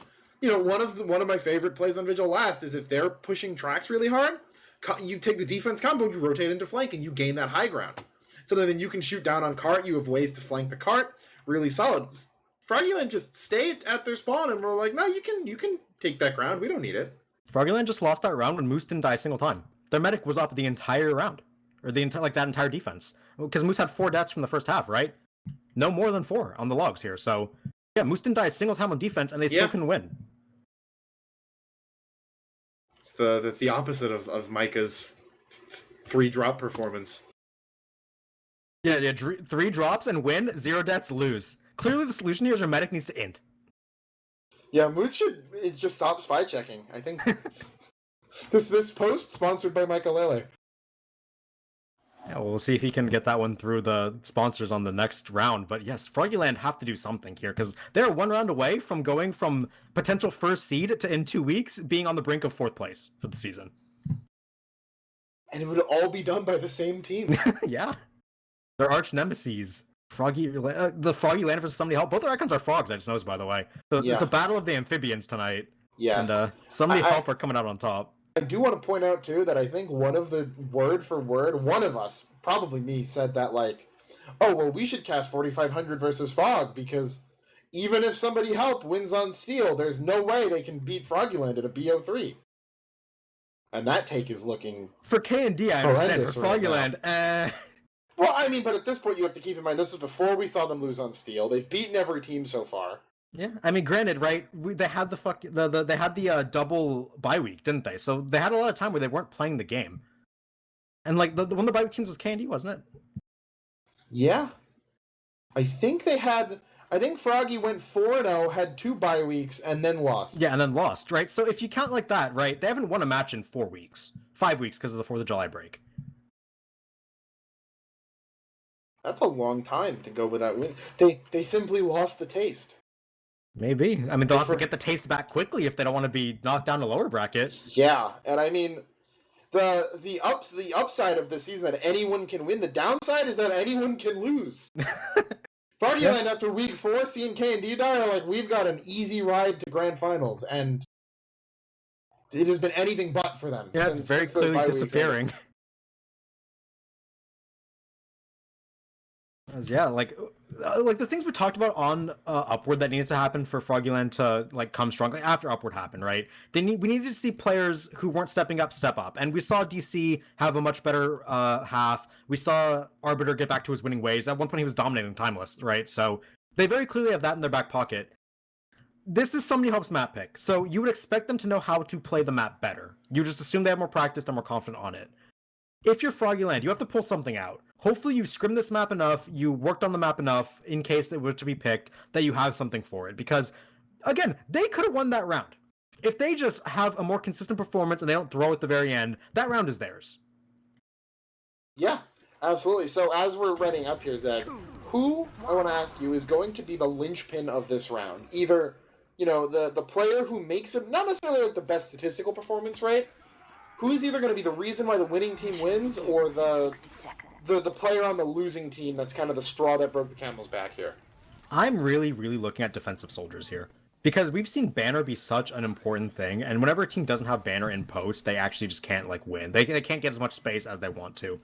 So, if a defensive soldier is able to have a very, very pop-up performance, stays alive, gets the banners, gets kills on flank, I think that pressure is going to be enough to tip the scales, because we're not seeing a massive difference in combo performance, right? Like, DC's actually stepping up this time to match May. Both meds didn't die very much in that game, aside from the chain deaths from Moose. And both heavies, honestly, they're doing fine. None of them's throwing the game, right? None of them's losing it. I really think any pop-off performer on flank is going to be able to take this game for their team. And I'm looking at the soldiers to do it. Alright. I still think I'm looking at the heavies, because I think, again, both of these heavies tend to the more aggressive side. I haven't seen Ginseng have nearly as many bad deaths so far, but I feel like if one of these heavies is able to stabilize a little bit and be that rock to play around in these post fights, it's going to add so much structure to the teams. No crit sticky death, but different spawn gate death. Instant crit death yet again. True. And Sunny caught up on the side, gonna end up getting killed by the side, and that's fine. They're just trying to get some space here. But we saw Froggieland, they went aggressive with 5 people here. Instead, they're not gonna be, oh my god, Pajaro just missed 5 revolver shots on Timeless. He actually missed all of them. He wanted that pick. DC sniped him anyway, though, the sticky bomb, so it's all good. Yep. Ooh, Aaron Yate and a lot of kills, yeah. All going down here. Yeah, Aaron dying means the gun's gonna die as well. You're not pulling that one back.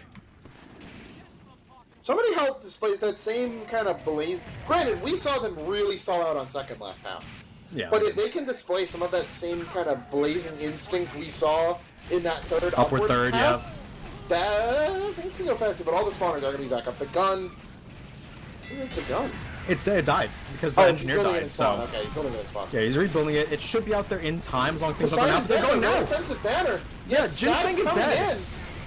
And Arbiter barely makes it alive, but look at Caboose. Caboose is on the side here. He's gonna shred people in the back. DC goes down. One more. They're trying. Caboose with a shotgun. He flips Arbiter. 1, 2. He can't get the third. He gets DC though. Demo Man pick is pretty big. As Somebody Help now with their Uber can try to make some space off it. Arbiter having a freak out in chat. He got floated by a shotgun heavy. He's still typing in all caps in chat. He got floated by a shotgun heavy. That never happens in this game. I can easily understand that surprise not wearing off 5-10 seconds afterwards. Because if he dies, then all you can think is like that guy. Yeah, that killed me. To the ground. Alright, here's the Uber, back to normalcy for a bit as Exchange pops over the hill. Sap onto the gun does come through from Micah, but Air Blast from TK and an Ohm Wrecker hit will end up saving it. So with that now, offense doesn't have much to work with. They don't have any kills as May goes down, so does Cookie, and now combo is down for somebody help. They gotta back off it. Did you say Ohm Wrecker instead of Home Wrecker? I'm a League player, okay? When you said that, it tickled my brain. Like, wait a second, that's not what the weapon is. What's that from? Different game. Also removed item, but we don't talk about that one. Timeless, we talk about that one. SBS went on to Arbiter, now things are open up for them.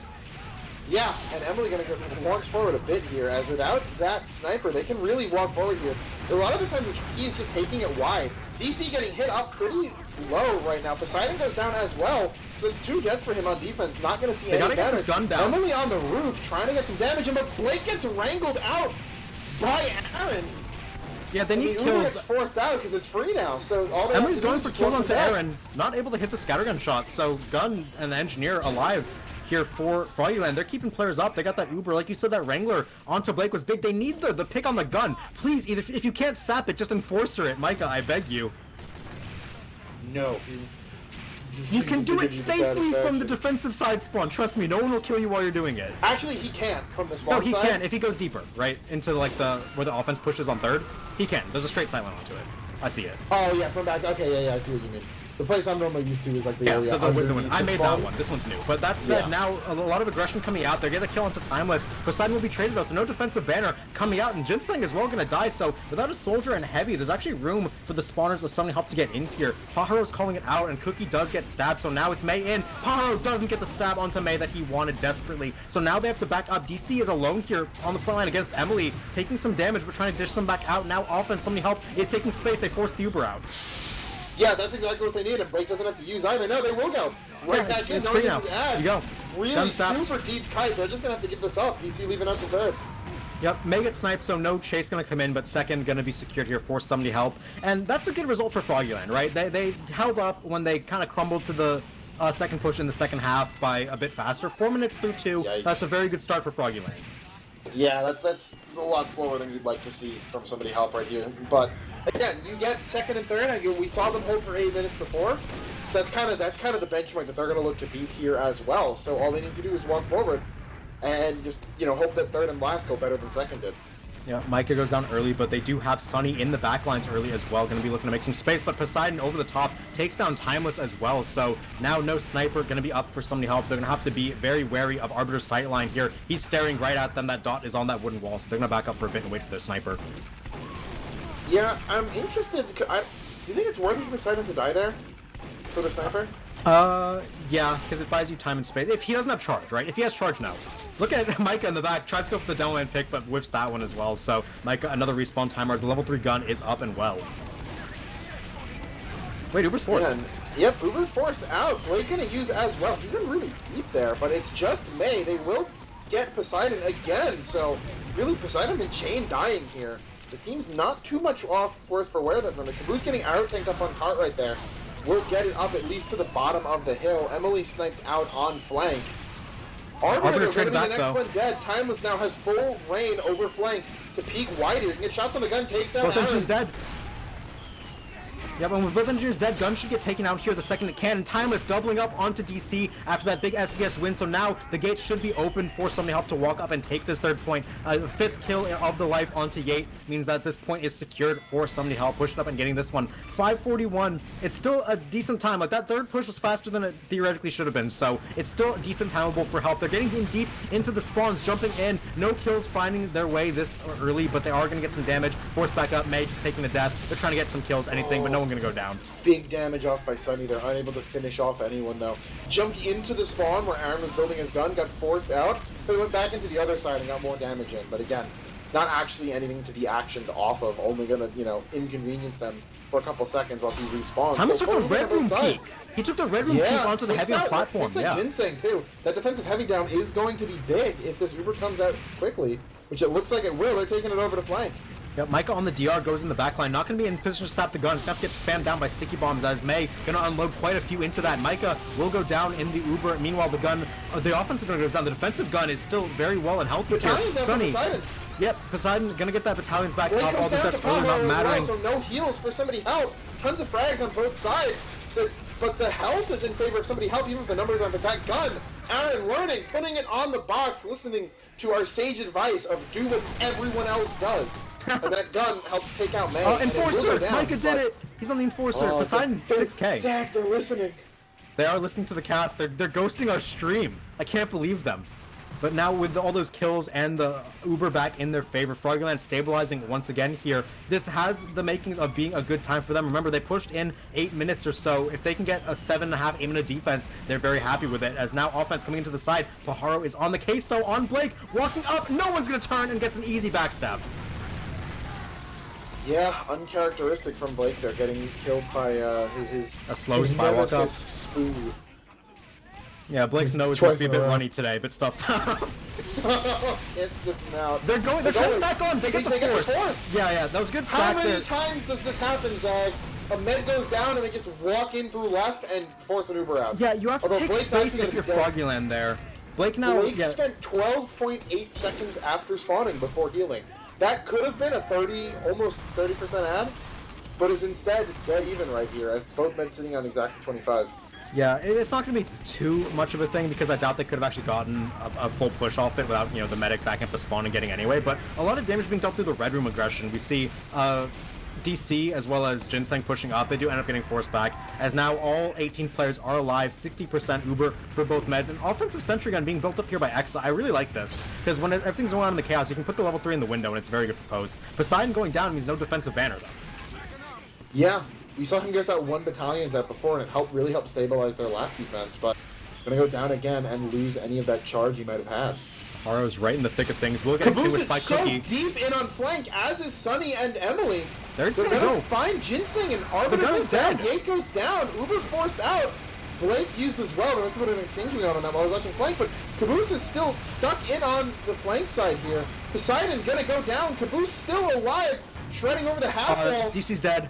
Finds DC. And look, Caboose just doing this advantage up in the corner. Yeah, they just collapsed there. Like in that post, that was very good aggression there from Froggieland, but by somebody help. Froggieland gave up the space. Yeah, they're wiped. That's gonna be what 8:20, 9:10. 9:10. Yeah, so a little bit longer than last time. Definitely. So that's a very good result for Froggieland, right? Yeah. They pushed 8:20. Like what? 8:20 about? They pushed 8:17. Yeah, about. Yeah, so over 9 minutes is definitely a very good hold for Froggieland. This is what they needed to actually get back into this match. This round theoretically should be theirs, as long as they, play to a standard we saw in the first half or better. As a reminder, they took third in like 3-4 minutes, maybe. Yeah, they just got stuck on last over and over. They just got stuck in last for at least 3 minutes there, maybe 4. So if somebody help really needs to get a second hold going. Yeah, if they lose an Uber exchange early on and end up having to back up, you got to imagine that Froggieland is able to snowball it through, because third wasn't too inspiring, and you get fourth eventually if you keep hitting your head into the brick wall, right? Yeah, so... And again, I mean, a lot of that really good offense was cued off of Blake having 2 really just uncharacteristic drops from him.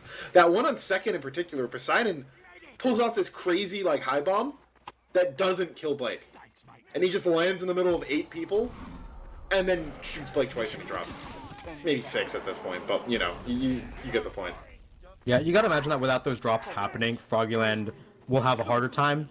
But if you are them here, this is crunch time, this is win or go lower bracket, so they'll be putting everything they have into this offense as the gates are dropping. Arbiter takes a very long peek from spawn. He probably knows that Timeless likes to play forward on that. Yeah, I mean, at this point, I wouldn't be surprised if the two teams had, sniffed out each other's strategies from their scrims on Vigil Week. Arbiter finds the shot, too. Yeah.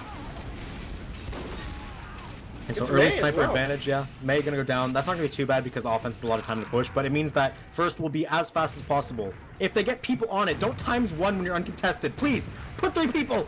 What are they doing? It's ×1! ×2, finally. Okay. So now they should be looking for their exchange. Last time we saw early sack over the top into Uber through tunnel. Will they do something similar? Yeah, or, you know, what's going to happen when Blake gets a defensive Uber out? Poseidon stuck at the coming in. top. Great air blast out from Spy Cookie there. Spy No melted. damage at all from Poseidon there. Yep, and Paharo's knife gets melted. X's gun still in the back, the further back spot for the sacks, and with that denying it, I'm not sure if he's going to move it back up or not. He's keeping it there for now, so I guess they like it there right now. But yeah, now both meds on the Uber. Will they go through tunnel Uber once again? Ginseng's getting buffed up on it.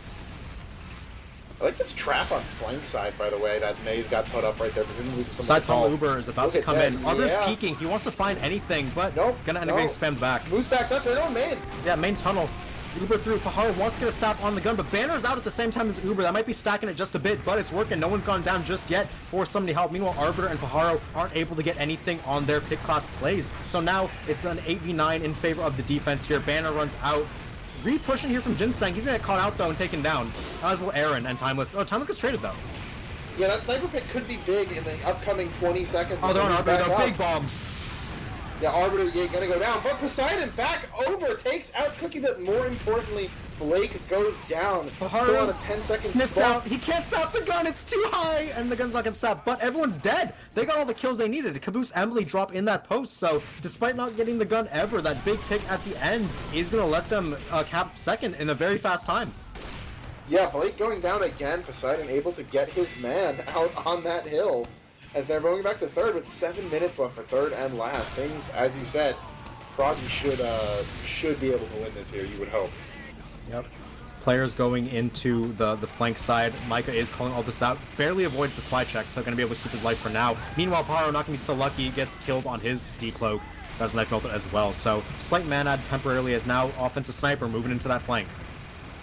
Timeless really aggressive on the tracks here. Looking to get that kind of inside angle right as they walk out of lockers. In comes, oh, Micah not going to be able to find onto Look at Moose. this flank from Ginseng. He's in the back of Poseidon. They're going to shred someone in the back here. Emily caught out. One rocket taken down. Micah goes down as well. And this is a 3-man advantage early for Froggieland. This Uber is well timed. 96, 97 for Blake, and they can't hold. They got out of spawn. Yep, that's going to have to be the back out there. Blake got just a few seconds late. If he had a little bit earlier, might have been able to use him and fight that off, but 6 minutes for Paharo. last. He's decloaking, and now they're jumping forward. They want some kills. DC sacks his life for a level 1 gun. I'm not sure if that's quite worth it when you're trying to hold them out, but they're just going to back out because of it. So either way, very good place for Froggieland. Again, this is what they need to do. 5 minutes, 50 seconds for 1 point. Last time we saw them get held in this point for 5 minutes. They got to break that curse. I think it was 4, but yeah, the precedent's there. I mean, no one's really taking more than 4 minutes on a push here, so somebody help is going to have to play flawlessly. Arbiter, though, helping them out, just walking into a minigun. He got a will go headshot on down. Timeless, but Timeless was buffed, so Timeless ended up living and Arbiter dying. Yeah, so now we wait for the push. Moose now on 80% for Froggieland. Arbiter took another fat body shot, and he wound up going down to a butter knife, so no sniper, no spy up for Froggieland. They do get the counter on Timeless, though, and his spawner is quite a bit longer than Arbiter's. Yeah, so he will be up not for another 7-6 seconds right They want to here. go fast. They want to go They with want sniper to down. go, yeah. I guess they're hesitant about it, just waiting. Timeless is alive More now. time off the clock. There's been a minute into the last with no Ubers yet, which is just all somebody help can ask for. And Timeless is scoping that window now, so they can't go through that window without popping early. And yeah, they're going to rotate down, go defensive right onto the high ground platform. It's already being spammed, though. Look at the rotation here from May. It's spamming it early, and they're going to get a flash. That's a really good contention move from the defense here. Gun will go down on the front lines, though, as the Ubers are going to expire in that top right. So it's all about the kills in post. Ginseng is the only casualty so far, but May going down is big.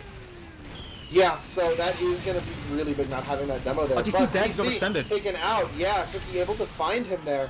That's going to be Sunny jumping saw. out to maintain. Yep, and Blake, did that count? It looks like it did. Yeah, it counted, yeah. Yeah, So not sure if Blake- he's surprised or not, or disguised or not. So that will happen. So solid defense, and we're a third of the way through this last hold. Yeah, and you got to charge up Uber once again for Froggieland.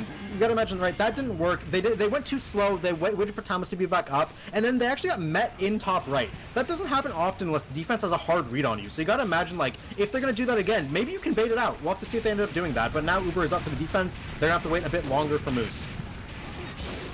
Yep, but Arbiter finds Blake, was playing aggressive on that right side Ooh. too.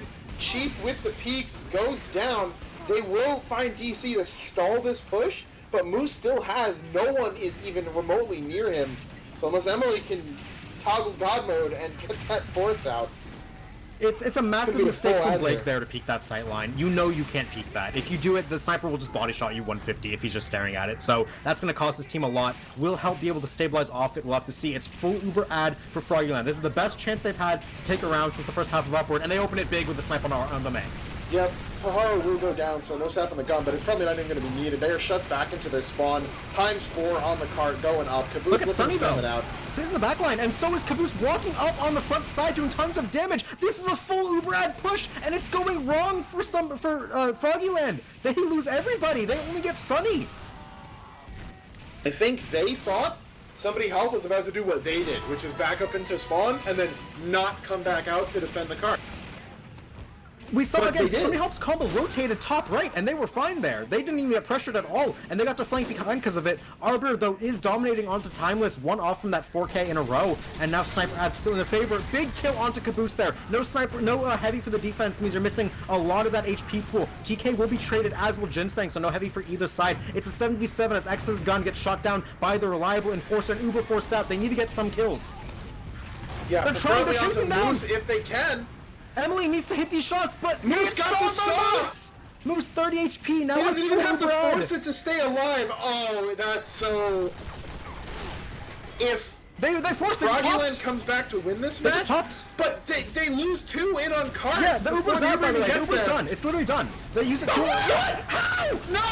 Why do you just let the scout tap it in? There's 4 players there! Stand on it! I can't cast this game. I can't cast this game. There's 4 players versus 1 scout! Get on it! Cookie was just on it and just gave What it the off. Reminds me of time I Matador Arts Spanian all alone on Swiftwater, except this time no one died. Oh, bruh, that... You defend Vigil last with a full disad. Okay, yeah, no problem. Defend Vigil last against 1 scout in a 2v7? Nah, that's too hard. If Froggieland comes all the way back to win this, Moose getting that saw, not having that's to the game-changing force, moment, that's the moment. You know how I said I'm looking for a soldier to really pop off? Sunny did that. It didn't matter. 400 DPM for Soldier, 23 and 13. A lot of work being done by Sunny. May up to the DPM difference in this half. Timeless still got more sniper kills. I think he lost more SVSs. They just didn't win. They didn't stand on the cart. More kills for somebody else. Yeah, it has to be more but kills. Also, Blake 5 deaths, Moose only 1. Yeah. I mean, Blake had a ton of bad deaths there. Like, I called him out for it during the round. I'll call him out for it again now. You can't drop that Uber on last to that sight line. Like, that's the window sight line. That's the door sight line outside. Every sniper goes there. You cannot peek that and expect to not drop your Uber. That's just a lack of like mental for him. And that means Blake pulls ahead in the drop count 5 to He 4. does. Another one. That's 9 total. Do we get Yep. to double digits? We're gonna see 9 halves of payload, 18 drops. I don't know if we... Okay, obviously we need like a stats team or like some people who are really nerdy about logs. We don't have that. I want to know what the most drops ever in a playoff match is, because this probably takes the cake. We're already at 9. I don't know if it's a playoff. I know, didn't Meadowy have 7 in that Lakeside against MM? 7 drops? Maybe. Remember that it was DK versus MM, and I think Meadowy dropped 7. It might have been over versus K&D. I think Meadowy dropped 7 times. That might be the most on a single map, but yeah, we're definitely getting up there. This is getting a little ridiculous, and we're just past the potential halfway point. Yeah, almost midnight on the East Coast. Thank you all who are still watching this. 300 viewers, not bad for first round playoffs. Welcome all. For those of you just joining in, it's 1-0 Somebody Help in the map count. We are 1-1 on Vigil. This is Somebody Help's map. So they took Froggieland's map of Upward, 2-1, and now they're trying to close things out here. But Froggieland firing back with their first round in 3. Yeah, so should Somebody Help win this next round, We're done. That's it. We're done. Go home. Go to bed. And likely, we will actually get Tuesday Highlander unless this half starts off with a 3-minute Vigil cap. Theoretically possible. Not likely to happen. But if Froggieland wins, the map count is evened out 1-1. We go to Swiftwater, and we got another 2 halves minimum to play. Another hour, no big deal. Yeah, but a lot of players reconnecting to the server here, so we do have some time to talk a bit. First off, we can plug the merch just because, yeah, Dolphin will want us to. It's what he'd want. You can exclamation point Talking merch. about him like he's dead. He's right here. It's what he would have wanted. Yeah, but exclamation point merch in the chat to check out all of our new designs prepped for the TF2 LAN, the RGL LAN happening in just a bit here. All the proceeds go towards funding that LAN and RGL. So if you like TF2, like supporting, check those out. We have new t-shirts, pins, posters, stickers. So yeah, if you like any of those designs, pick them up. They are some of them are limited time, so you can only get them here. Yep, and beyond that, there is, beyond just buying the merch, which is sweet enough on its own, there is a system going on where depending on what you buy, be it stickers or t-shirts, you can get different assists, and depending on how many you can get other cool perks off of that, such as weapon signings by, players attending the LAN, or just other really cool things. I think at the most, the 100, you get a full backstage VIP ticket to the LAN. But that's all the way at the end, and then on top of that, there are stretch goals where, thanks to you guys having raised $1,100 during the Disrupt Cup earlier this week, we've already hit the LAN vlogs.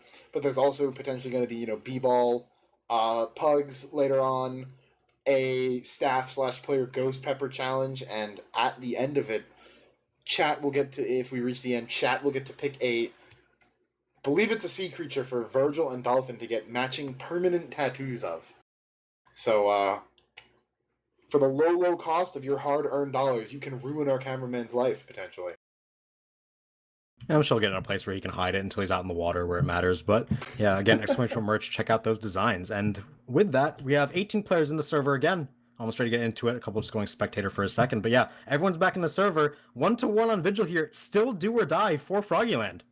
Yeah, they won that one half, and I mean, if we did see Froggieland win the first half, then lose 2 in a row.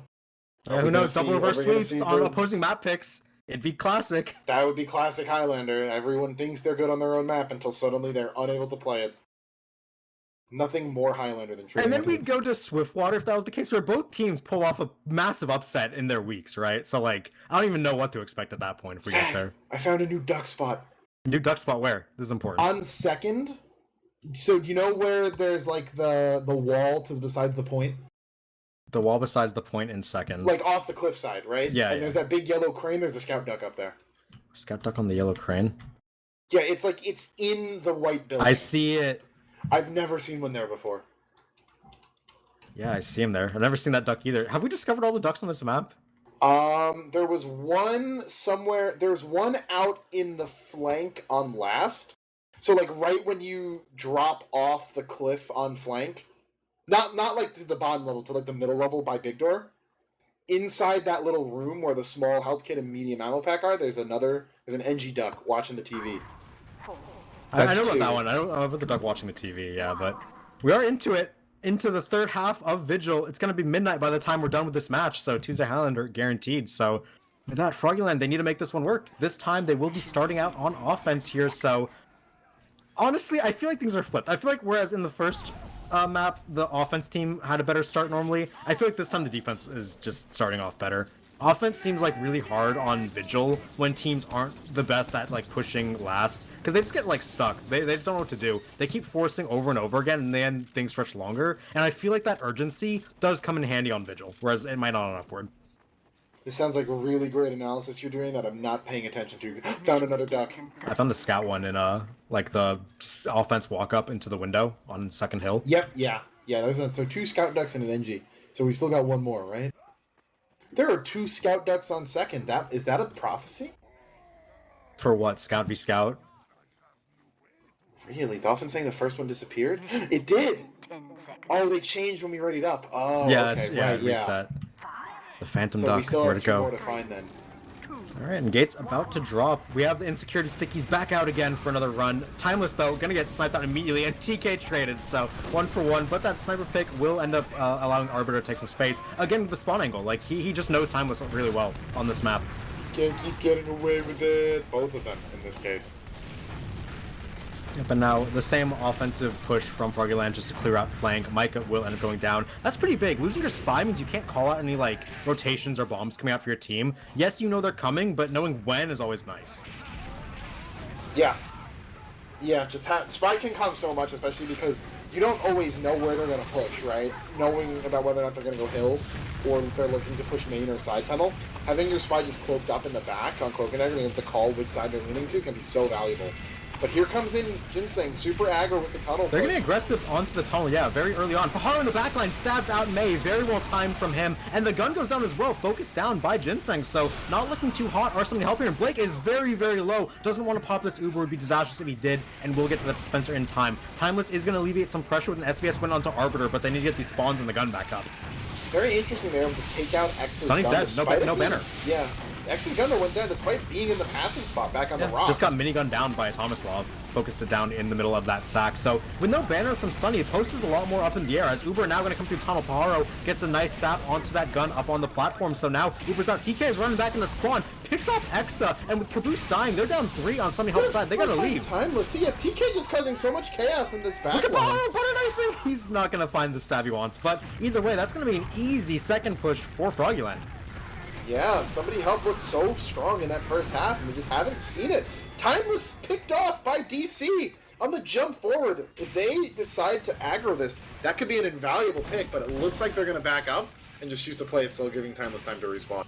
Yeah, you have already a very good pace. You're sub 2 minutes through 2, and you're going to have Uber for the third push, not wasting any time. They're already moving Arbiter into the flank here, trying to find any pick. He's been very good from this spot so far. We'll see if he can find another opening. Yeah, again, just taking flank control first before moving in is the way to go about it. It's so much harder to contest from that angle, but Ginseng gonna go down. Oh, as Timeless shuts it down. Finding the shots, gonna force them back out, and that's gonna put a huge they're break pushing on into that this. ult. They have Scout, Heavy, Soldier, all aggressive. Emily will end up going down, but with these players for, they should get some kills, and yeah, Poseidon will go down. We see now Sonny getting really aggressive on these players. Air blasted back though. We'll need some help to get out alive. He needs a pack or something. He's getting chased. It'd be bad if he lost his banner again. We'll make it out through the bracket and get an arrow. So Sonny keeps that banner. Has banner by now, or pretty close to the amount of fighting that just went on there. He chased him really far to get more rockets in. Ginseng's flanking, and here comes the off. Uber. Yeah, Paharo gets the sap onto the gun once again. They will get kills into Ginseng, Gate, and Paharo, but with the Uber being pushed forward, there are a lot of players in post alive for somebody help. No one went down in that exchange. They're going to lose TK in the post. Now collapsing on Picard. DC, good pipes on Emily, shuts her down, but he's going to go down right after. So good denial overall there from somebody help. And Poseidon definitely has to have banner now, if not already. Didn't feel the need to use it in that post. I was watching to see if it would go. Look at this play, they're aggressive. Yeah, super aggro here. They want to walk forward and contest them here in-house. Maybe with the banner? Maybe. They're getting aggressive. There is a threat of a sniper going in through under and shooting a medic in the toes, but for right now, they're just making the offense retake space. If they have to retake space, they take more time, and Sonny going down means he lost that banner that he built, so I'm not going to be too happy about that one, but a kill into Yate will help alleviate some pressure. Yeah, and they're coming flooding out of blockers, looking to push through the brackets. Ginseng walking forward, SBS trying to make that space. Timeless isn't looking, and he goes down to a headshot plus flare gun. Yeah, and losing the sniper there is massive because it just gives Arbiter free reign over this flank. Point's basically gone at this point. Cards up. They will use outright here. Moose goes down. Micah finds him. He didn't have Uber yet. And jumped on Arbiter is Sonny. Gonna take down that threat. They're still gonna lose the cap though. They don't have to. They can get on it right now. They're going to try. Oh, it just narrowly gets capped up in time. Poseidon, big kills in the end to secure that capture for his team with May and Caboose going down. So now 4 minutes through 3. This is about average pace, I'd say, because the last one takes a couple hits to take down. 6.5 is like 6 to 6.5 is what we're looking at right now if things go as expected. Yeah, so Arbiter went in for maybe an aggressive shot, not able to find anyone going to rotate over to this flank side as, yeah, that duck in there got moved as well, so... Important calls. So lonely. Aggressive position right now for the side of Froggieland. Ginseng and Poseidon go over the top, but they get shut down instantly. Arbiter does win a big SVS up to Timeless though, and with that pressure, they're able to walk forward actually. There's a level 3 gun in the spawn gate, but it's sapped up in an instant there by Paharo, and with that down, now they have to get onto the cart in time. It does get saved by Exa in the end though, so able to recover here as they're going to come up on Uber for help. Yeah, I want to see where Exa moves this gun to. Putting it on the box? Yes, putting it on the box. Thank you. Timeless breaks the SVS loss streak of 2 and wins that one onto Arbiter, so some space to work with. They're going to walk out onto the cart with it. I like it. Yep, get aggression when you can. No sniper. Yep, Yate goes down as well. Just, give Timeless the space to keep them bleeding, keep them staggered. Don't let them ever get a full Okay, but don't let them get minigun yeah, from main. That's really bad. So now Arbiter has free reign. Both meds up on Uber. Arbiter's taking the window peak. Will he drop Blake again? Yep, He does! same I knew spot. he'd do it! The exact I same knew he'd do spot. it! Deja vu. And now Froggieland, full Uber ad, looking to push forward onto the side. They can go whenever they want, nothing stopping them. Gun goes down to the Enforcer from Pajaro, and now they're flooding into the spawn gates. Caboose dead, Watch Emily Exit and dead. May on the flank here. They're trying good air blast, but no kills coming through. They don't get Big anything. damage coming in from May right here onto Cart. Finds a couple kills right there, but it May, might not be revolver. enough. No, Spidey, Mike Spy. is still alive on Cart. Blocked But that for another- way longer than at any rate, but will ultimately only amount to dude, 5 seconds. Blake, what are you Blake. doing, homie? What are you doing? What are you doing, man? Look, I come from the same school as Blake does. Snipers are not to be respected until proven otherwise. Yeah, he proved otherwise. And you know already. what? He already dropped you in the same spot. Why are you doing it again? Yeah, that's inexcusable. That really is. Like, I'd say they deserve to lose the map off this. Like, somebody help. When you play like that and your medic makes that mistake twice in a row, the first time, maybe cut him some slack, right? The second time, that's inexcusable. Found another duck, by the way. Ooh, where is it? All the way at the bottom of the pit. At last. You're really Engineer. looking hard for these. I really am. I mean, I can get it. I don't want to avert my eyes from the tragedy that is Blake's drops on last as well. Looking down the pit's the only way you can avoid it, but... Yeah, now, 5:52. Okay, so focus back in. 6 minutes is still pushable for somebody help. It's not out of their own possibility. All you need is one good snowball from second to third or from third to fourth. Or it's more likely that happens from, like, second to third, right? So you want to have that happen. You can maybe still take your map pick. But if the expected result comes through, we're going to Swiftwater. Begins in 10 seconds. There's a heavy duck in the spawn. Blue spawn. Yeah, thank you. Thank you, Alto. Resident Duck Hunter. I know a Duck Rider you could be friends with. But... Yeah. Yeah, gates dropped now. Somebody help. They got to turn the tides on this one. What can they do to reverse their fortunes, get a 6-minute offense? We haven't seen a sub 6-minute offense so far. It steals Emily's life off of Cart right there. That's gonna slow up. Yeah, that Cart, slows but down the that's- card. That's actually not negligible. Got out too. Meanwhile, Time Micah to trades send onto Micah, DC though, yeah. so they're probably gonna have to back up. Without a demo man, it's kind of hard to hold this. They're gonna get a bit far forward with the Arbiter. The Arbiter's pushing aggressively onto Cookie and gonna get that kill, so they're actually not giving up too early. They're gonna end up getting the gun out though, so now backing up. They did buy themselves an extra, what, 15 seconds from it, so it's worth. I like that a lot with how, you know, when we saw somebody help really come alive in their offense in the third half of Upward and come and cap that in 5 minutes, those 15 seconds might be the difference between, you know, getting to Swiftwater and going to the lower bracket. Yep, first capped up, 5 minutes left on the clock for somebody help. That's about, what, a minute and a half, slightly more per point. They can do it, it's possible, but they have to be flawless or at They least close can't to take it. 4 minutes to cap second like they've done in the past few rounds, though. We haven't actually seen them be able to 1 or 2 shot this point, so they need to show something different here. Early Saku Tunnel once again gets wrangled. Sunny in the skybox. DC will go down though. That's at least one pick they have to work with, and Gun not going to die though. Yeah, and losing the last players on the back out, so that's something to help Sack. It doesn't get what they need it to. Like, yeah, you got like what? You got the dome man. That you need more. You need the sentry gun. You need a He's gonna be force. up in 5 seconds, and they're nowhere even near Hill. Yeah, to attempt to not capitalize even off getting of the that. gun is really bad, because now they have no advantage to work in, and we have not seen them take second without an advantage, right? They've never done it on even footing. So we'll see if they can do something different here in the trades, but in all likelihood, it's not going to go their way. We'll see how it works. I don't mind this though. Just use the Ubers, get it out, maybe try Yeah, to make something sure. happen in post. They find Ginseng there, so no heavy. That is a pick you can potentially work off of. Yep, and the banner got used early from the side of Froggieland, so it's actually going to wear off your side. He's jumping in Big deep jump though. over Hill. Oh, and Yeah, Blake gets gonna stabbed, find distracted Blake. Pajaro Cookie goes down 2K. as well. Yeah, decent amount of card pressure coming in there, but that gun stands strong right there from Aaron. Sonny trying to Sonny over. in finds Ooh, Arthur. nice. That's a big pick right there. As Blake too just spawning up. So is at a 40% disad, but if they capitalize on these next 10 seconds where Arbiter's down, maybe they can make some matching. But they only have 3.5 minutes left. Yeah, Time there's goes not much by time to really work quickly with. here. Micah gonna go for a decloak. They need to get a sap on the gun or something here. He's enforcing it. I like it. Just gonna get it down easily with the help of his team, taking down with a pipe. So Exa dead. DC's so low. Harvard's They might traded have though. to- They might have to give this up right here. DC gets taken up by Blake. Yeah, Ginseng's in the Finds tunnel. Gets picked arrow. off as well. No combo members really up and forward No for one the on side of card though. Froggieland. Timeless gonna have to cap this. So Yep, Emily gets to it though in time, so they're gonna get this one. 3 minutes for last 2 points. Again, still possible. They need things to go their way though. They didn't get Moose's Uber, so Blake has to wait around for it, but they gotta get the card up anyway, so not too much problem there. yeah, minute and a half through each point. As we said, you know that was what we needed, right? Go for that exchange. then just make something happen in the post Uber. You need to at this point, because if I'm somebody help, I don't want to give them the momentum, and I don't want to take this match till 1 in the morning. We gotta see Arbiter get shut down here by Timeless. If they want any hope of getting this one early, they need to make sure that the sniper's not an issue. Pajaro goes down, but so will Caboose early on his flank. He actually got counterflanked by Ginseng, which is really funny. Really deep jump by Sunny. He's Uber gonna get coupled chased with out it. though and go down. Try to maybe find something on Aaron, but They coupled the Uber with it, and they did get the kill to Ginseng, but that's really all they found. Not able to even get the cart around that first bend, so kind of using that one, trading it, not finding anything that they need. So now, 2:20 left on the clock. They got to build up another Uber from scratch. Timeless needs to find some big picks here. He starts it off with the Scout. yep, and they're trying to work Timeless into flank here. And Oh, no, Arbiter shuts him down. Aggressive peek finds him there. Not even sure from where that I was. think he was just on tracks. Yeah, so I didn't now even see him in my free cam there, but still they don't have the ability to wait. But Pajaro finding Exa on cart, just another cart pusher down, a little bit more time to stall. Yate hits super low, will get a good arrow though, stays alive. Banner popped out from Poseidon. Poseidon, yeah.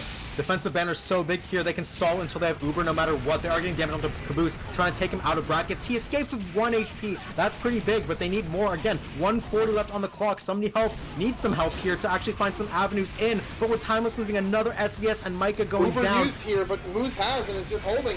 Way better Uber from the defense, and already down numbers on the offense to start this. They're getting a miracle for this push. Ginseng goes down, but that kill feels obligatory at this point. No, Yate as well, but no real major picks to It work has to be off dry. of. Someone help Pap to go dry here and get the cart up to hill, but it's just May all alone. Caboose now going to be supporting. There's a lot of work to be done here. Poseidon taken down early. That's pretty good. No splash on the cart. Level 3 gun is still here as Timeless gets traded for Arbiter in the end. Cart getting capped up now. 1 minute on the clock. Still possible. They'll have one Uber exchange to make it work, and they have time to push the cart up. Will it be enough for somebody to help, though? They're about to have Timeless get spawn camped.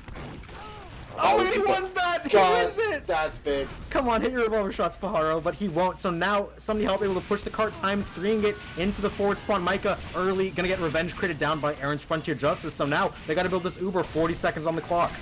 They have one shot at this. One shot, and you're in to the upper bracket finals, which would be a dream for this team. Timeless versus Arbiter How long has SPS, it about to left? pop. Neither Yeah, hits Uber the shot. comes in through the flank side right there. May in getting stuff back. Gun goes down, as does Poseidon. No banner for this post. Watch cart in this as well. Uber popped off as well, and all the kills in favor of Froggieland right here. 20 seconds left. Micah cloaking up in the little Caboose bunny is out big there. here. Caboose needs to get some kills from flank. Micah whiffs, but does get DC. Not able to find the medic though. 10 seconds left. It's all going to be on cart right here. Ginseng's going to stand really tall if he's able to stay alive. Soldier Kills was are off. coming through, and that will be it. That's going to be the round and the map in favor of Froggieland, taking somebody helps map pick in return after theirs got upset. So now 1-1 in the series, back-to-back reverse sweeps in map picks, and we're going to Swiftwater. It is now Tuesday on the East Coast. How y'all doing? Rev up those alarm clocks, fellas. It's gonna be a rough Tuesday morning. What a match. Like, okay, Yeah. there have been high points, there have been low points, but that's what you want in an exciting match, right? You don't want all heroes, you want all villains. Like, we'll shout out Cookie when she goes on the wonderful adventure. We'll shout out Blake when he drops 2 times to the same sniper sideline. It's all the same. It's excitement. And this has been a great first match. I'm glad we decided to do this one. There's a part of me that's rooting for this to be a quick 4-0.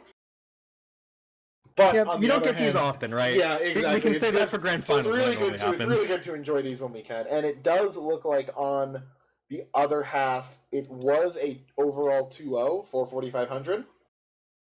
They had a 2-1 on Upward, which would have been 4500's map pick, and then 2-0 on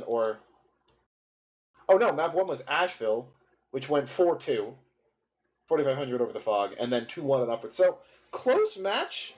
But still the 2-0 from the Fog, so they will be, or 4500, I mean, will be awaiting for the winner of this in the upper bracket finals. Yeah, it's expected. 4500 definitely the stronger team on paper, coming in as the 1 seed. So them taking that one is pretty expected.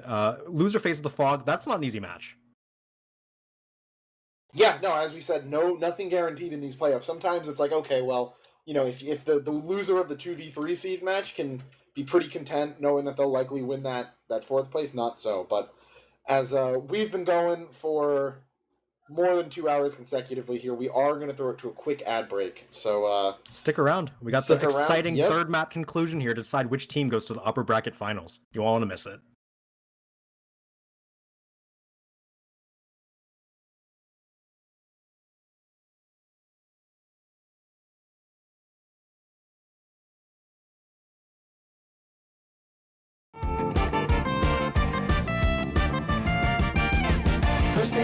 try to remember. Is it still June? No, it's September. Laid back, kicking the sack. Never have to worry, so I always relax. Try hard, play every card. Always a fool, but I never get scarred. You try to think on the fly. Never give up, and you never can die. Live long, wear your song. Follow your dreams, and you'll never go wrong.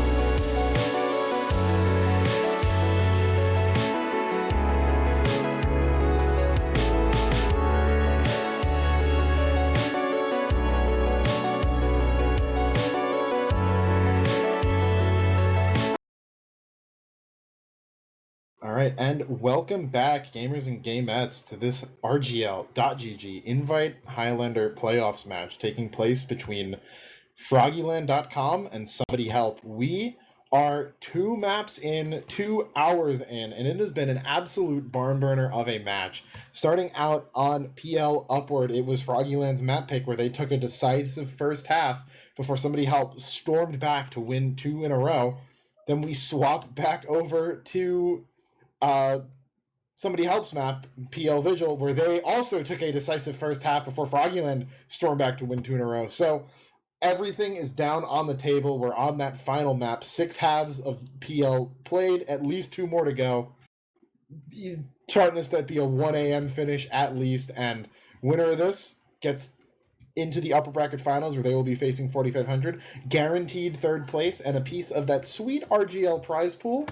Loser goes down to face the Fog in lowers, where you will be fighting for that 3rd place medal. That is not an easy match by any means, and it won't be easy for the Fog either. So lots on the line here as we move into Swiftwater, which this is Somebody Helps map pick.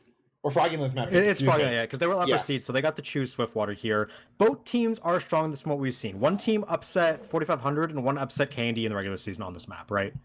So with that in mind, the fact that this map came to the final, I guarantee you both teams are fine with it, right? Both teams were like, it's Swiftwater in the final pool. I don't care if it gets picked. We can play it. It's going to make things very interesting. I personally have no idea who's going to win this, right? Both teams are competent on the map. Both are fine with it going through. And yeah, Swiftwater is just always such an interesting Highlander map to play through because of how much of a staple it is at this point in the rotation.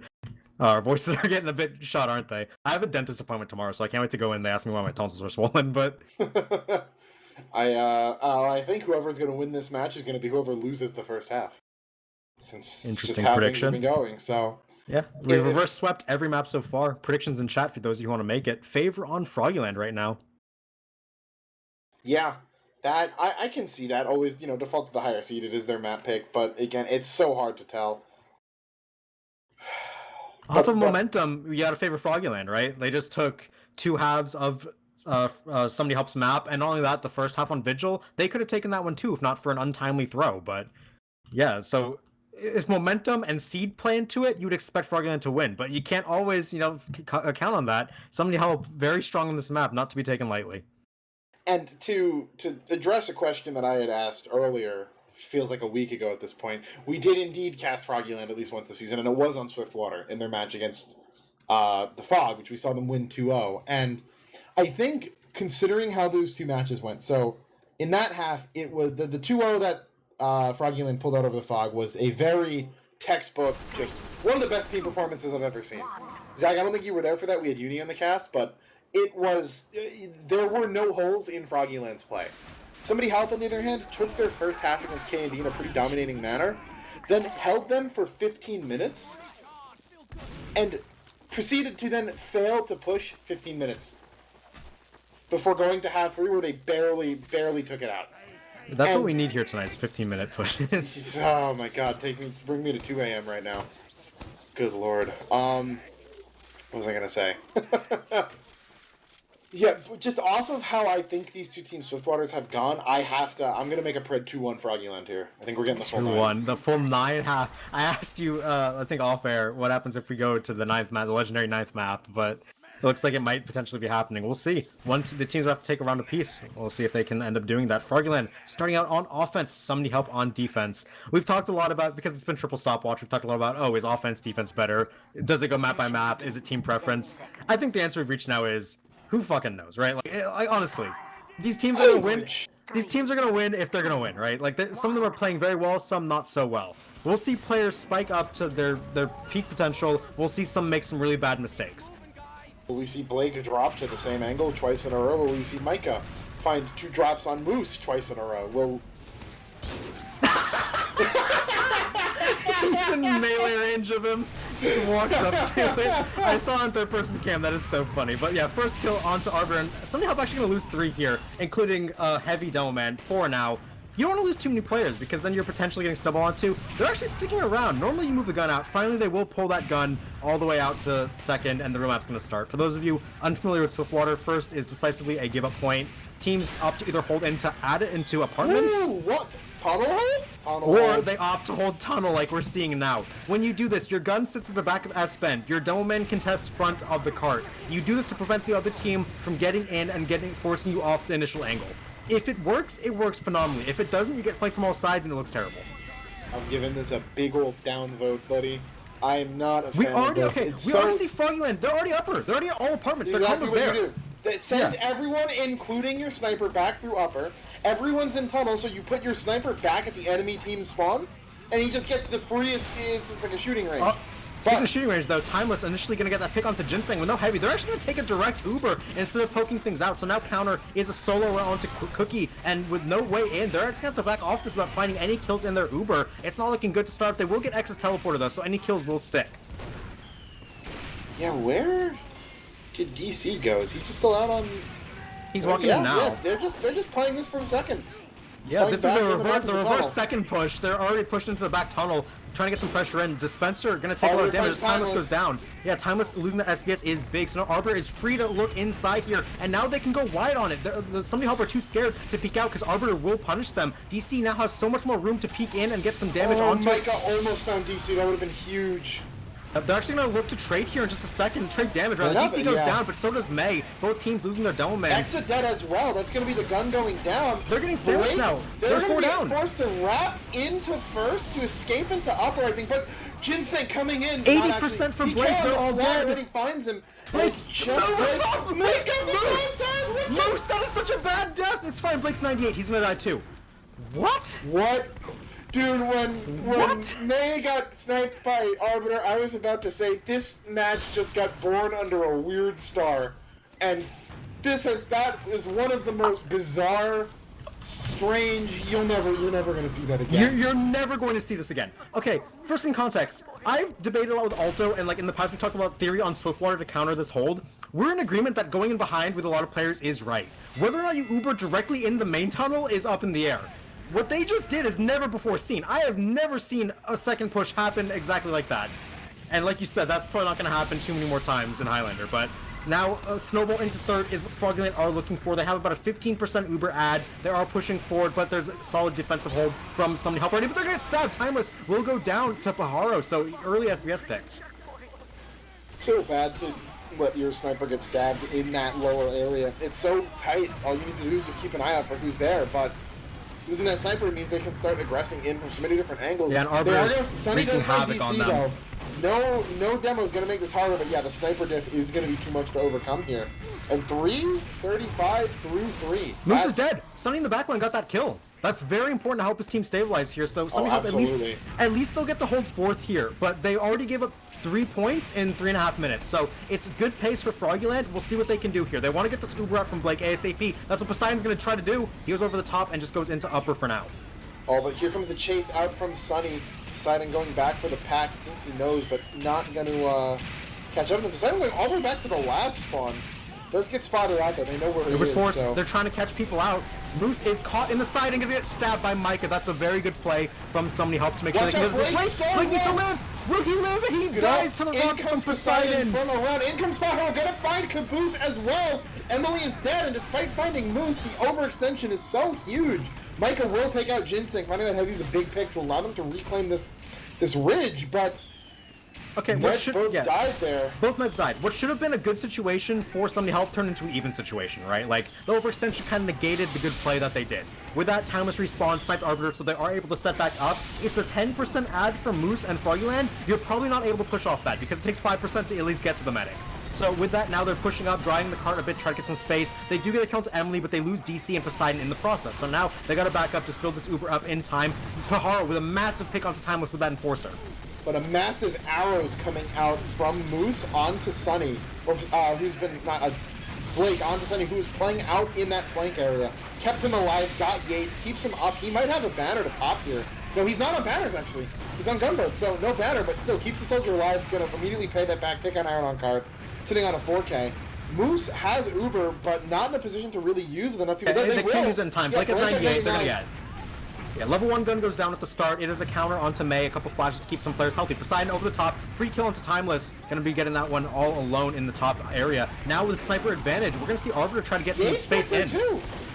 Yeah, Moose also died. Micah got the kill onto Moose once again in the back with a revolver this time. So full heal advantage now in favor of somebody help. There is a Pajaro in their back line being distracting with this, and Poseidon is there as well. Now they're out bombing on. They want to get onto the heavy. 1 rocket, 2 rockets. Poseidon gets all the kills his team needs, and this should be the end of the hold for somebody help. They let him in for free. They don't chase him, and then they lose through to him as well. He got Poseidon, Timeless. He got medic. He got heavy. He got everything he needed. There is no such thing as coincidence. You are watching this stream because you and Poseidon are energetically aligned with getting a triple kill on ramp. Oh, that's you hate to see it. I feel for Blake right there. Feel for Arbiter, though, taking a shot to the head from Timeless on that high ground. That's going to stall this out for just a bit. Of Ginseng will also go down to Cookie on this side. They got to be careful here because the collapse is looking come in. And yeah, Timeless, big quick scope onto Moose in the lobby. That's going to buy his team some more time on this defense. We're 6 minutes through 4. If they hold 1 to 2 Ubers on this, it's an okay time for somebody help, but Froggieland firmly have the ball in their court. They've been playing so well, getting what they needed to. Even when things have gone wrong, they've managed to pull back a decent time. So we had what if upward but faster every time, what if Vigil but slower every time, and what if Swiftwater with no medics, or no Ubers. Let's see if that one continues to reign true, as now Micah gonna actually call out Timeless, gets a headshot onto Arbiter for that one, gets TK as well, so Timeless doing such a good job denying people on this point. It looks like we're seeing a lot of people stacking cart here for Froggieland. They do get Caboose and Emily, and Timeless overextends as well. They just lost 5 players. How did that happen? Blake still has Uber. Yeah, I mean, he can't pop to save anyone. No one's playing near him. They're just going to take this in through card. Uber's going to have to be used just to stall for time here. But Moose doesn't have. DC escapes with his life. Good surf out. Hits his head, but will take that slight bump to keep for his life. Moose now sitting on 90. They're going to have to go for the full Uber defense, but Arbiter going down is huge. TK as well. That's 3 picks right there. Full Uber now up for Froggieland. Where they want to take this, they want to go upper. It seems it's full ad. You have to be careful about wasting too much time here because you want to go in as fast as you can. They do have to wait for Arbiter though because that SVS win. So now they're looking to go upper. They are debating a bit. Blake now up on 50%. You can't waste too much time here. Yeah, I mean, they do have it. Blake's still only at 60, but every second he gets closer, and you're just losing time off the clock. They're going lower instead.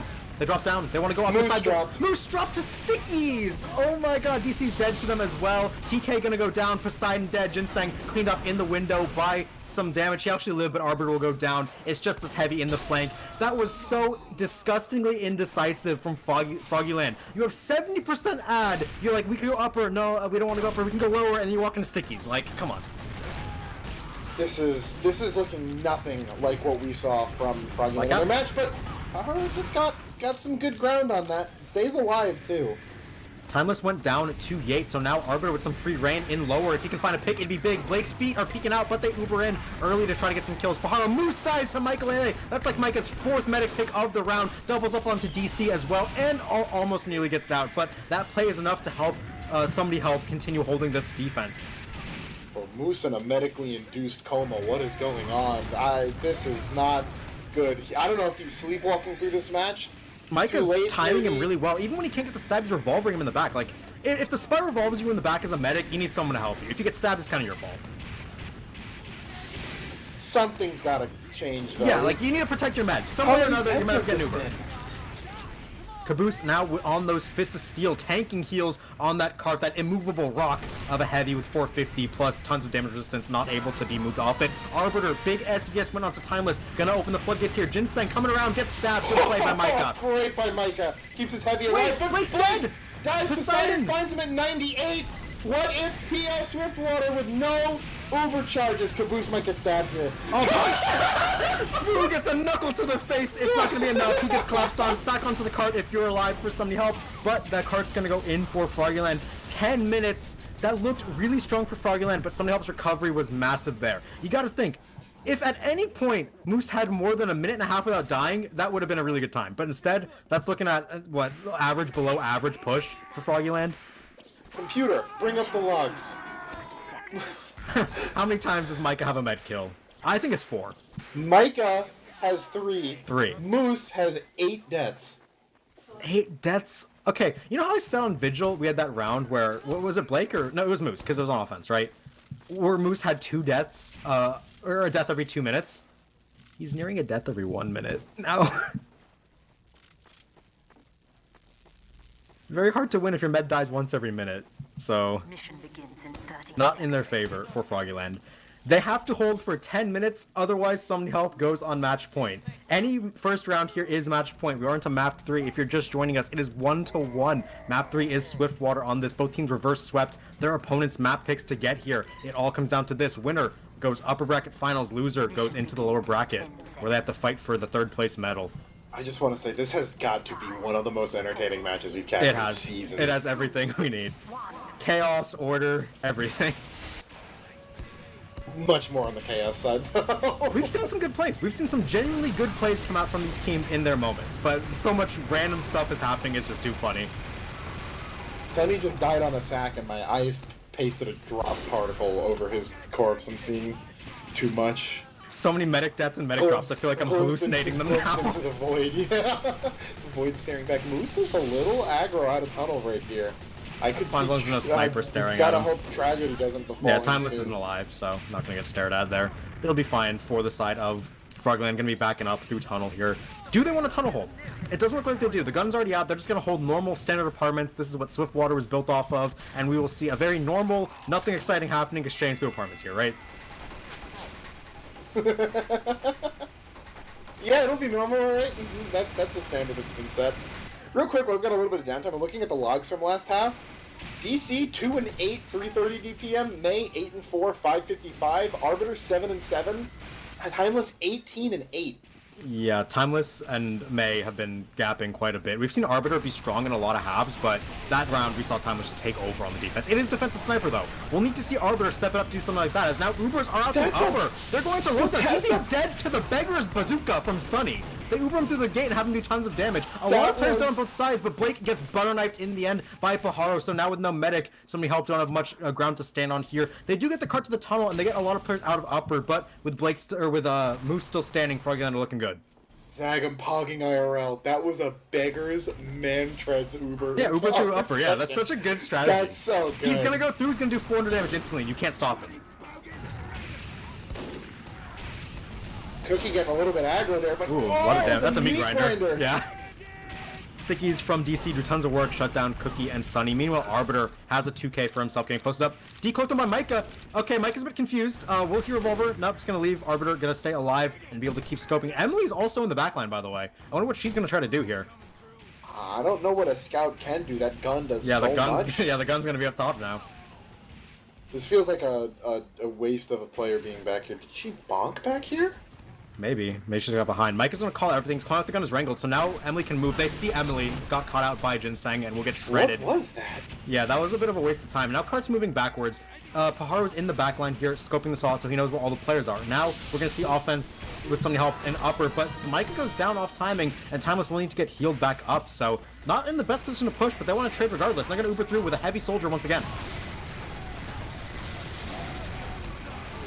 They got stuffed. Completely and utterly stuffed in the door. They don't get anything. They're all going to die to sticky bombs. DC gets a 4K on this life, taking down Blake at the end there as well. So now full Uber ad going to be in favor of Moose and Froggieland on this defense. Looking strong. Paharo opening up the gate. They're all coming in. Yeah, they are through. Ginseng's hiding in the corner. Oh my god, this so Caboose flashbacks. Remember Caboose never let them through the gate? He did never let them through the gate. That was Johnny, wasn't it? I remember doing it with Caboose back in the day when I was on a team with them, but... Oh, and he's holding the door open. Oh no, the stick calls the stickies as well. They didn't expect that's a free kill onto May. That's very free, and it buys them a lot of extra time on the build. Saying, what are you doing, buddy? No, that's too far out. Yeah, he will end up going down, which will buy him a spawn timer. But is there a teleporter up? I don't see if there is. Doesn't look like there's one, so that's a long walk back for the heavy. Meanwhile, both meds building the Uber. It's 20% ad for Moose at the moment. And why would you give this hold up to hold the tunnel? Not a fan. We'll test that theory out, see if they can end up going through it. Arbiter's staring at May here, disrespecting him. We'll get away with it for now and end up getting surfed back into safety. DC has on low ground contesting right now with sticky bombs, so both teams about to be up on their Uber. Arbiter is just staring at this like a hawk. Yep, and there is Pyro finding Caboose. I think it was an upper, yeah. Tried to Sunny's go for dead as well. You're two play. down. Do you still exchange this here? They're going to have to. They go out of the tunnel onto the defense here. They're going to counter pop Blake DC stuffed in the bulk of in. it. Oh, no. May got dropped to a headshot. That's unfortunate timing. And now Blake going to have to charge this one up. They are going side tunnel with some players trying to find some. Blake goes down to Yate. That's going to be another full respawn, full build for somebody help. And they're not looking good here at all. Froggieland was dominant. It wasn't really that May got dropped as much as it was Blake He got air unflashed and got back. headshot. Yeah, well, he wasn't in range. Blake got blasted out of range of him. So there was no way he could have been flashed, which is just, great positioning by TK to take that slight lapse in positioning and really punish them for it and just neutralize the Uber. But DC sniped out, guns level 1. May in upper gonna find Ginseng. This drive pushing to upper is shredding them. Good lord. Yep, Timeless was too focused on, but Blake's dead! Paharo gets the stab. You cannot let a solo spy stab your medic around the whole team there. That's just gonna take all the wind out of their sails as now Musa's full Ubrad. They are trying to go third here. They need to snowball this. Jumped into is Yate, gonna get blown up by Sunny. Banner is out here. I do believe it's a defensive banner here for Poseidon. They're trying to push out. They're trying to get some space back. If they can recover this space, somebody help are in big trouble. Meat grinder! Ginseng and Poseidon going down as well. Caboose and Cookie will be the trades, but Fragg's in favor. It's a five-player Uber popped out.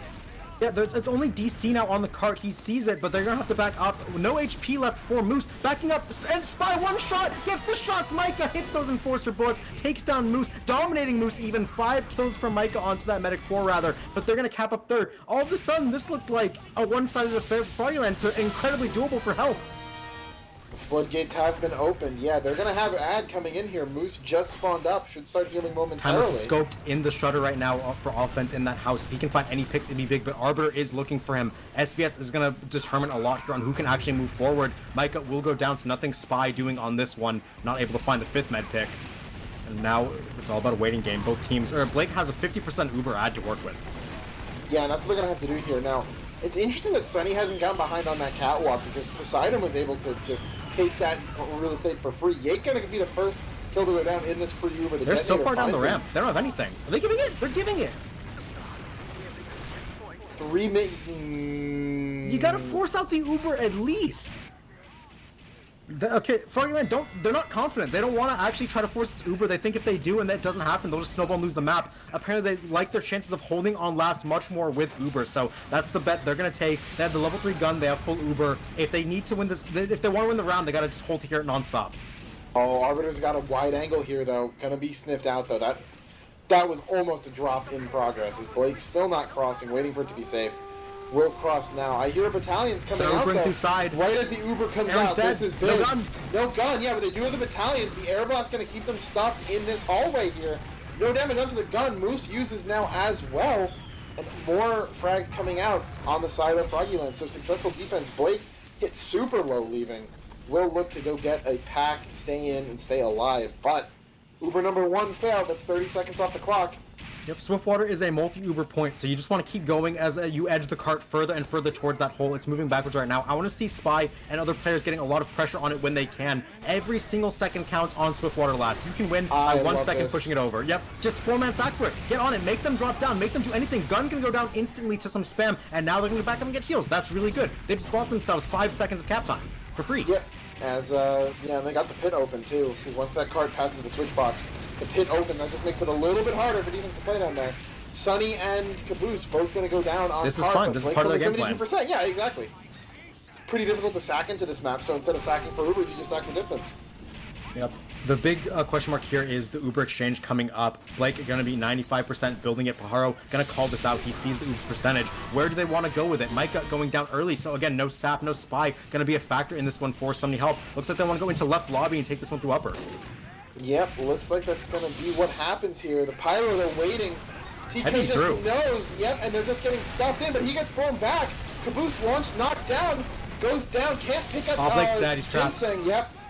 That is not the Uber you ever want to take when there's a Pyro alive, and that's precisely why. Card's been rolling back this entire tune.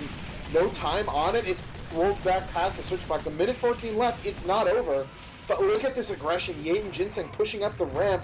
Careful though. Sunny's forward. And, good turnaround. Stab. Can't find it. Arbiter's really far forward. If Sunny knows, yeah, Arbiter's gonna walk into the gun. That's a lot. That's 2 crucial deaths they can't really give up. Arbiter now has to respawn. Timeless gonna have some time. If they can get these stickies off the cart, it's possible. A minute on the clock. Moose will have Uber. Blake will have it at the very end. But Timeless uncontested now. No pyro to air blast. The stickies will get dead in just a second as a bit of Caboose shredding up top, trying to get the gun down. Poseidon dead as well. No rockets.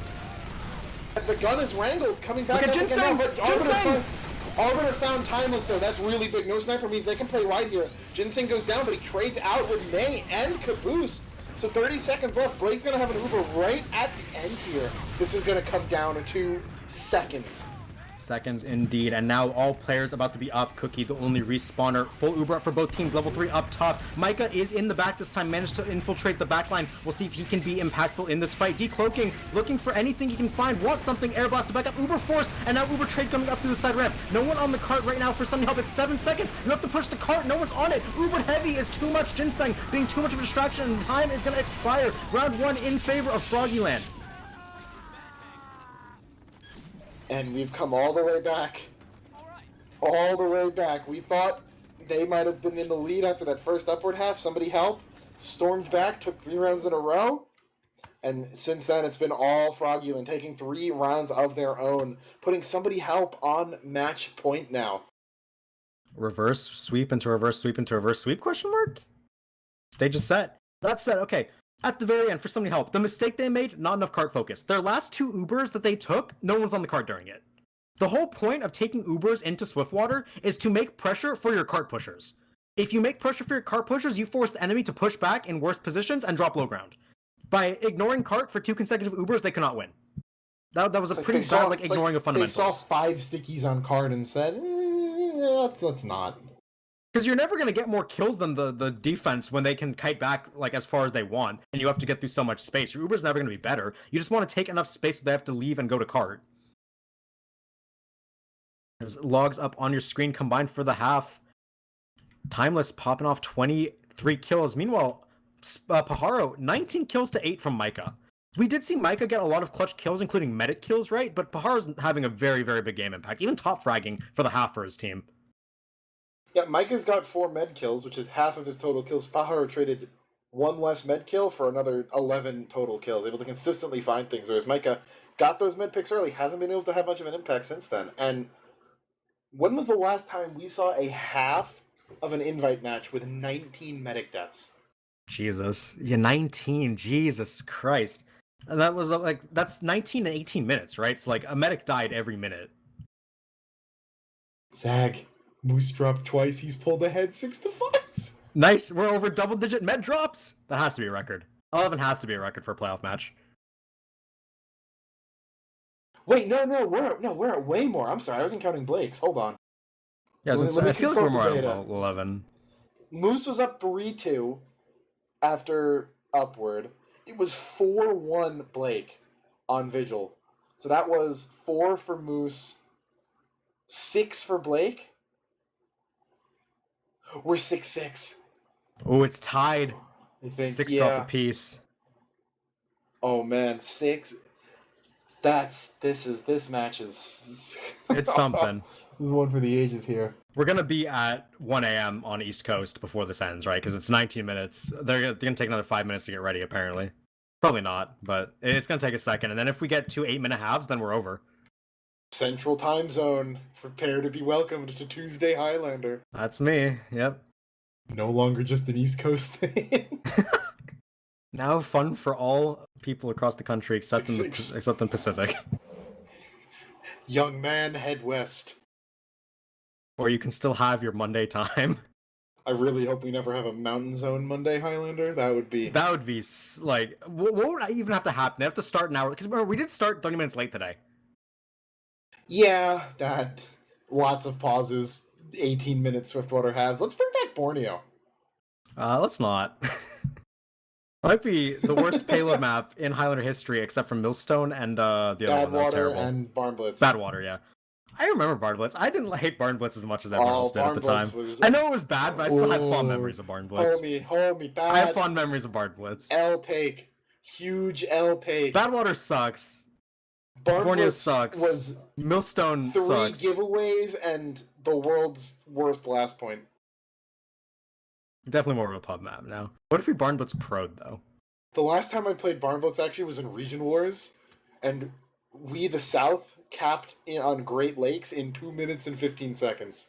It's a good way of putting that map to rest forever and ever. May it never see the light of day. I don't think you even cap that fast on Vigil, and Vigil's much like shorter track-wise. Yeah, you can hit sub 3 on Borneo. I'd believe it because upward you can hit like a 215, can't you? Yeah, because Borneo's track length isn't actually as big as people think it is. Because first and second and third and fourth are actually really close together. It's just second to third is kind of long, but... Potentially the last time predictions in the chat need to win this round. Otherwise, we're going to be having Froggieland advance to upper bracket finals next week. Somebody help go down to lower bracket.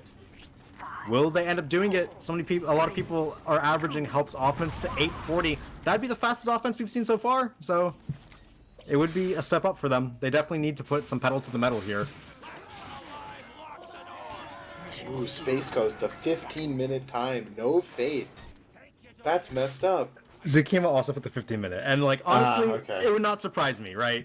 Because the Swiftwater Classic is, like, you start off decent, and then you get hard huddle on second at some point. So maybe we see that come through, maybe we don't, and this is a fast one. Yeah, Who knows? Let's see the double second hold. Some interesting stickies coming out on defense. I saw them on Dolphins' perspective. I need to go find them myself. They were like on the beneath the bridge, or like beneath the pipe. Where exactly? I saw them for a second. I didn't pay too much attention. Maybe I'm delirious. Who knows? Couldn't blame you after everything we've seen tonight. I still see the shiny medic particle in the corner of my eye. Every time sparks, I see sparks in my peripheral vision. It's like a gotcha. Every time you kill someone, you might just see a mid-drop particle now. Well, I'd be happy about that if it was, but unfortunately, it's med drops, and I have to be excited about every single one, even when they're walking sightlines. And now, Gate's gonna drop Arbiter, very aggressive on that fence, takes down easy kill onto Caboose for first blood. X's teleporter second blood, and Timeless shuts down Ginseng, so no heavies get to play the game. Yep, no Pudas. The world has progressed past the need for Pudas. That's what Prolander was for. Is now dropping from the tunnel, trying to get some kills. That's a DH from Sunny. He tried to get some DH damage onto potentially a gun, but just got killed immediately. DC and Arbor are going to get those kills on the explosive classes, but times 3 on the cart. Everything is normal so far. Getting into the tunnel play. Again, Froggieland is going to back up and do their normal apartments. How worked out very well for them in the first half. Remember, they hard held this. They held this point for a very, very long time, and then a couple collapses on second and a bad defense on fourth, or on third and fourth, right? That completely made the game winnable. It was 5 minutes through second, yeah. Yeah, if they can hold 5 minutes through second again, you got to imagine the chances are very good. But I mean, the script says reverse sweeps on everyone else's map, so. That's true. That's our Uber bad. exchanged out through upper. There's the beggar's man-treads Uber. Will get that force out. Sunny sitting back down, looking to find someone to explode onto, but nope, TK takes him out with the power jack. No frags to be found. Timeless gonna pick one up on Yate on flank in post, but that will be it.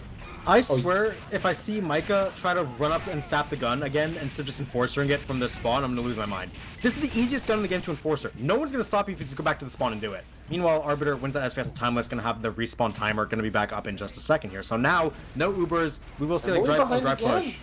Yeah, they want to go through apartments again. No. He got caught. Micah got bumped by Yate there, so he's not going to be surprised anymore. Blake is actually built a lot better than Moose, by the way. It's a 20%, 25% ad now. They might be able to go off it. They're probably going to try.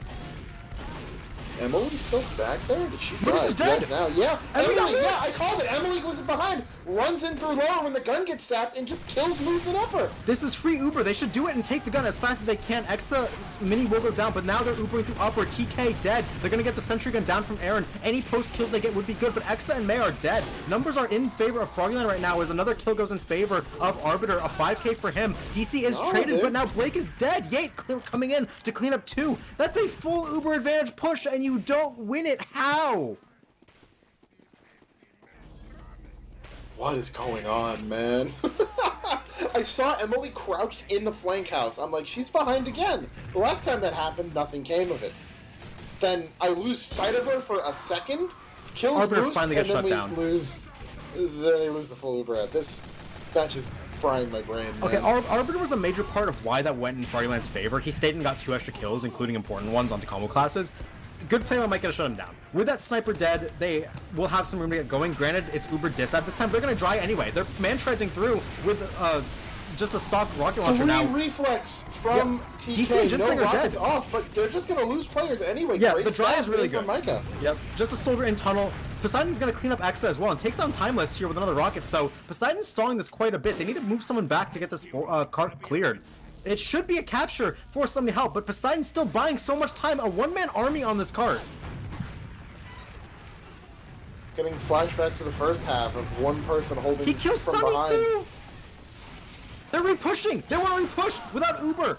It gets used early for somebody help. They're trying to get a kill. It's a solo pirate Uber. Power jacking this heavy, but Cookie can't actually get it, and the re-push buys time. Poseidon single-handedly saves that push for Froggieland.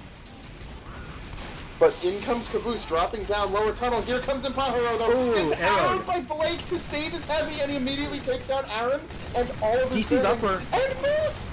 Moose is dead again. Caboose has so many kills. DC's The alone and armor upper. fights Blake. Explosive classes need to do something for Froggieland. They're losing everybody. DC, 1 HP taken down. It's just Arbiter. Gets a pick off on May on the side. Will finally get taken down by Emily, and that's a delayed ace there for somebody help. At least they got it 4 through 2. Hey, last one was 5 through 2. This is a minute better.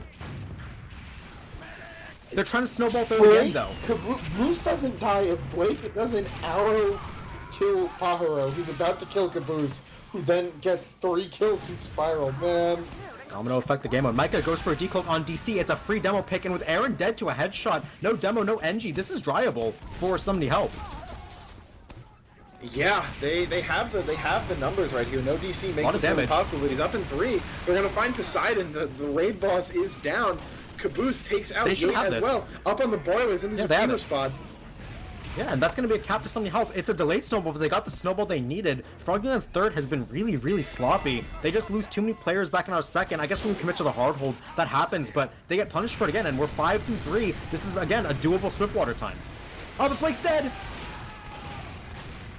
Is he? He is, yeah. What even killed him there? I didn't Sniper. see. Same thing as before. Moose now having full Uber will use this one, gets Yeah, it full off ad. in time. They free Uber since Blake died. They're just trying to get as many frags as they can. Blake will come out of this on a 15% ad or so, He but just burned out. Arbiter just burned out to Cookie's flare gun, and that's going to be a big pick actually, because defensive spawner is about 10 seconds from when he died. So Timeless has some room in the house to make some ground. I like this play from Froggy. They're going up close to hold forward on the house. It makes it really hard for the offense to displace you when you do this and you hold angles. Timeless can go down to Paharo. Will get traded, but that's a worthwhile trade. Emily, Mike are going to drop as well. So numbers add in favor of Froggieland. They're going to get May as well, and now the push is dead. You know, I'm going to ignore doing analysis on what just happened there. You asked if this is the most number of drops we've seen in a match. This might be the longest of the most amount of non-crit flare gun kills I've seen in a match. The amount of times people have just burned out to long-range flares is staggering. Most of them snipers. And there goes Impahara dropping down, finds Caboose, and this is not... Push is not going well. Micah in, not going to allow him to stand, so... Why would you do that, help? Okay, they lost 2 players, and we saw May on the cart really, really low. Obviously that push isn't going to work. Blake runs forward and tries to save him with 3 players dead, and they lose everything. There's no world where that's a thing you do. And now they've given up all space, they've given up their full Uber, they're trying to funnel in here, they need kills. If somebody help get some kills here, it'd be good, and Ginseng dropping will be the first step to that. DC as well, no combo classes up. Yate next, 9v6. Emily goes down, but you'll take that. Aaron's next, and the dominoes just fall. I cannot with this match. They're full players up, they have all the space in the world, and Froggieland lose that. That's just, okay, what we've seen in this match, somebody help are insane at dry in comparison to Froggieland. When Froggieland don't have an Uber, they don't look very strong. That's why they use that Uber there. They're worse with it. They needed to get rid of it. Okay. Again, real things in, calm it down. Both meds now up on Uber, 7 through 4. This is turning into that, 8.5, 9 minute time that we're expecting, and we expected it to come right this way, at least. Arbor posted up on defense, gonna pick Exa off the cart. Paharo chase back to spawn, goes down. 8v8 temporarily as both meds have Uber. Where do you want to go for somebody help? We saw last round, they neglected cart. Will they actually get on cart? They want to go not top left when the Pyro's alive. Are we? Oh my god, we made it through like 3 hours without one. It's actually been 3 hours, and we made it 3 hours without a pause. Inhale. Yeah, we Exhale. need it. Alright. Break time. Everyone get your snacks for 30 seconds. Or wait till freeze time after the round. Looks like the issue is a player disconnect. So we'll be getting that player back on the server as soon as possible. I'm sure they don't want to be pausing now either. This is probably the highest tension they've had all season, so...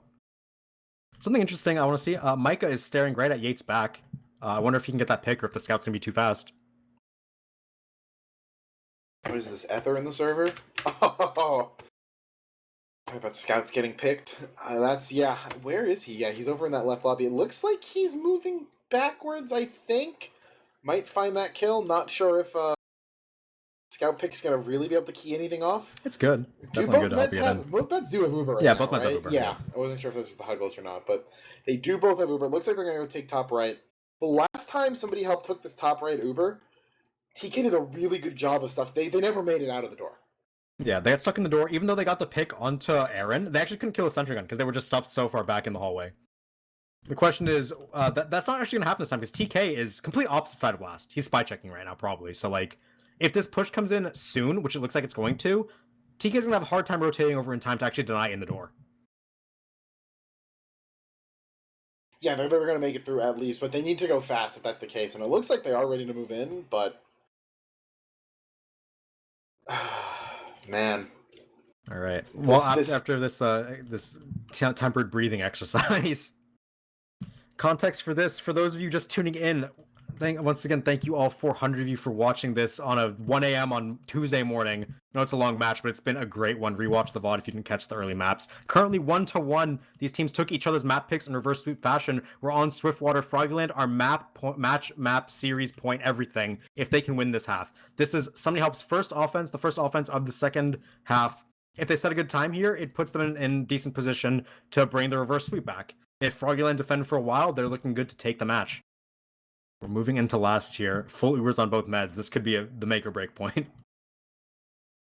Yeah, and this is such like a what's the word I'm looking for? The amount of tension at this pause right now is huge. There's a decent chance they actually just capped. within the next minute and a half, and we're looking at, a 9-minute time, and they paused in the setup, but at the same time, maybe not. Maybe their offense is still happening. Maybe they just capped. We don't really know. But 7 minutes through 4, both men's having Uber, like anything could happen from here. Yeah, and I want to zoom in on Arbiter because we've seen defensive sniper be extremely powerful, as you would expect on Swiftwater. On last round when they were defending, Arbiter went off. He kept shooting people on the cart, getting them off it. Somebody help. They felt threatened on the cart, so they didn't want to go there, and Arbiter was part of the reason for it. The stickies in the play from DC was the other part, but if Arbiter can keep shutting down Timeless on his peaks, which looks like he's going to do if Timeless actually goes to the foot of this cart, Arbiter's going to body shot him in the foot and take him out. Yeah, it's... I'm just trying to calculate, like, if they... So, Poseidon's sitting right over here in the end of this hallway that they're going to want to Uber through. So they're going to know it's going to give TK time to rotate over. I mean, I don't know if he knows yet. I don't know if this is like his first peek into the door or not, because he doesn't know yet, right? So he's not calling yet. And I don't see a spy in position to actually call this. Yates is someone who could, but Yates not looking there either. Best case scenario for help is no one's looking at them right now. And it's possible. Yeah, I mean, they probably have to know, though. With where Yate is right now, and where Arbiter's looking, they know they're not tracks or, like, defense right side. They know they have to be left. Well, you don't make that, like, in-game, you're not making that conclusion, right? You're saying we don't know where they are. They could be waiting outside the shutter in upper. They could be, like, behind the cart lower. As we just got word from Dolphin that apparently this break is taking a while. Any particular reason? No, I think he said they're bringing... Oh, they're okay. Which team? Yeah, who... No, yeah, who... Emily, okay. Okay. Emily DC'd, and Help is bringing Weil in on Scout, so... That's a blow. That's a blow for that Somebody might Help. be a downgrade. That's definitely a blow for Somebody Help. This team is built Yeah. around Emily at this point. Unpause is gonna happen soon, I think, is what we're hearing, so forward to that. But yeah, that will be unfortunate, because Emily's a major component of this team, regardless of whether or not it's Payloader, the player yeah. is a downgrade or an upgrade. Losing one of your key Micah players misses here the is stab, gonna hurt. no. As now, here comes the Uber through the side that were mentioned. We did end up seeing it, but the Pyro's in time. TK, he's in time to stuff this. He gets a flash. Great play and recognition there to get there in time to deny this entire Uber. Once again, both spies do end up dropping the only casualties of the fight, as the Sentry Gun gets wrangled just in time from Aaron. So now defense still in strong position. Cart did get moved up to kind of the base of the walk-in. The switch is almost hit to open the gate, but Froggieland, they're getting a bit of casualties on their side with TK going down. But Blake's dead! Arbiter finds the shot. You mentioned how big he's been on last, and take May out as well, but Sunny coming in behind finds Moose. DC's one more rocket kills two. He misses the He rocket. almost got Arbiter and DC there. That could have been enough to turn it right there. It's still amazing that he got Moose there, because without the kill into Moose, all of a sudden this time is going to definitely stretch into the longer times for Somebody Help. And they are trying to get forward here. If I were them, I would stack a lot of players on cart constantly. It's off Uber, you're not trying much, the cart is almost there. It's halfway from the switch into the pit.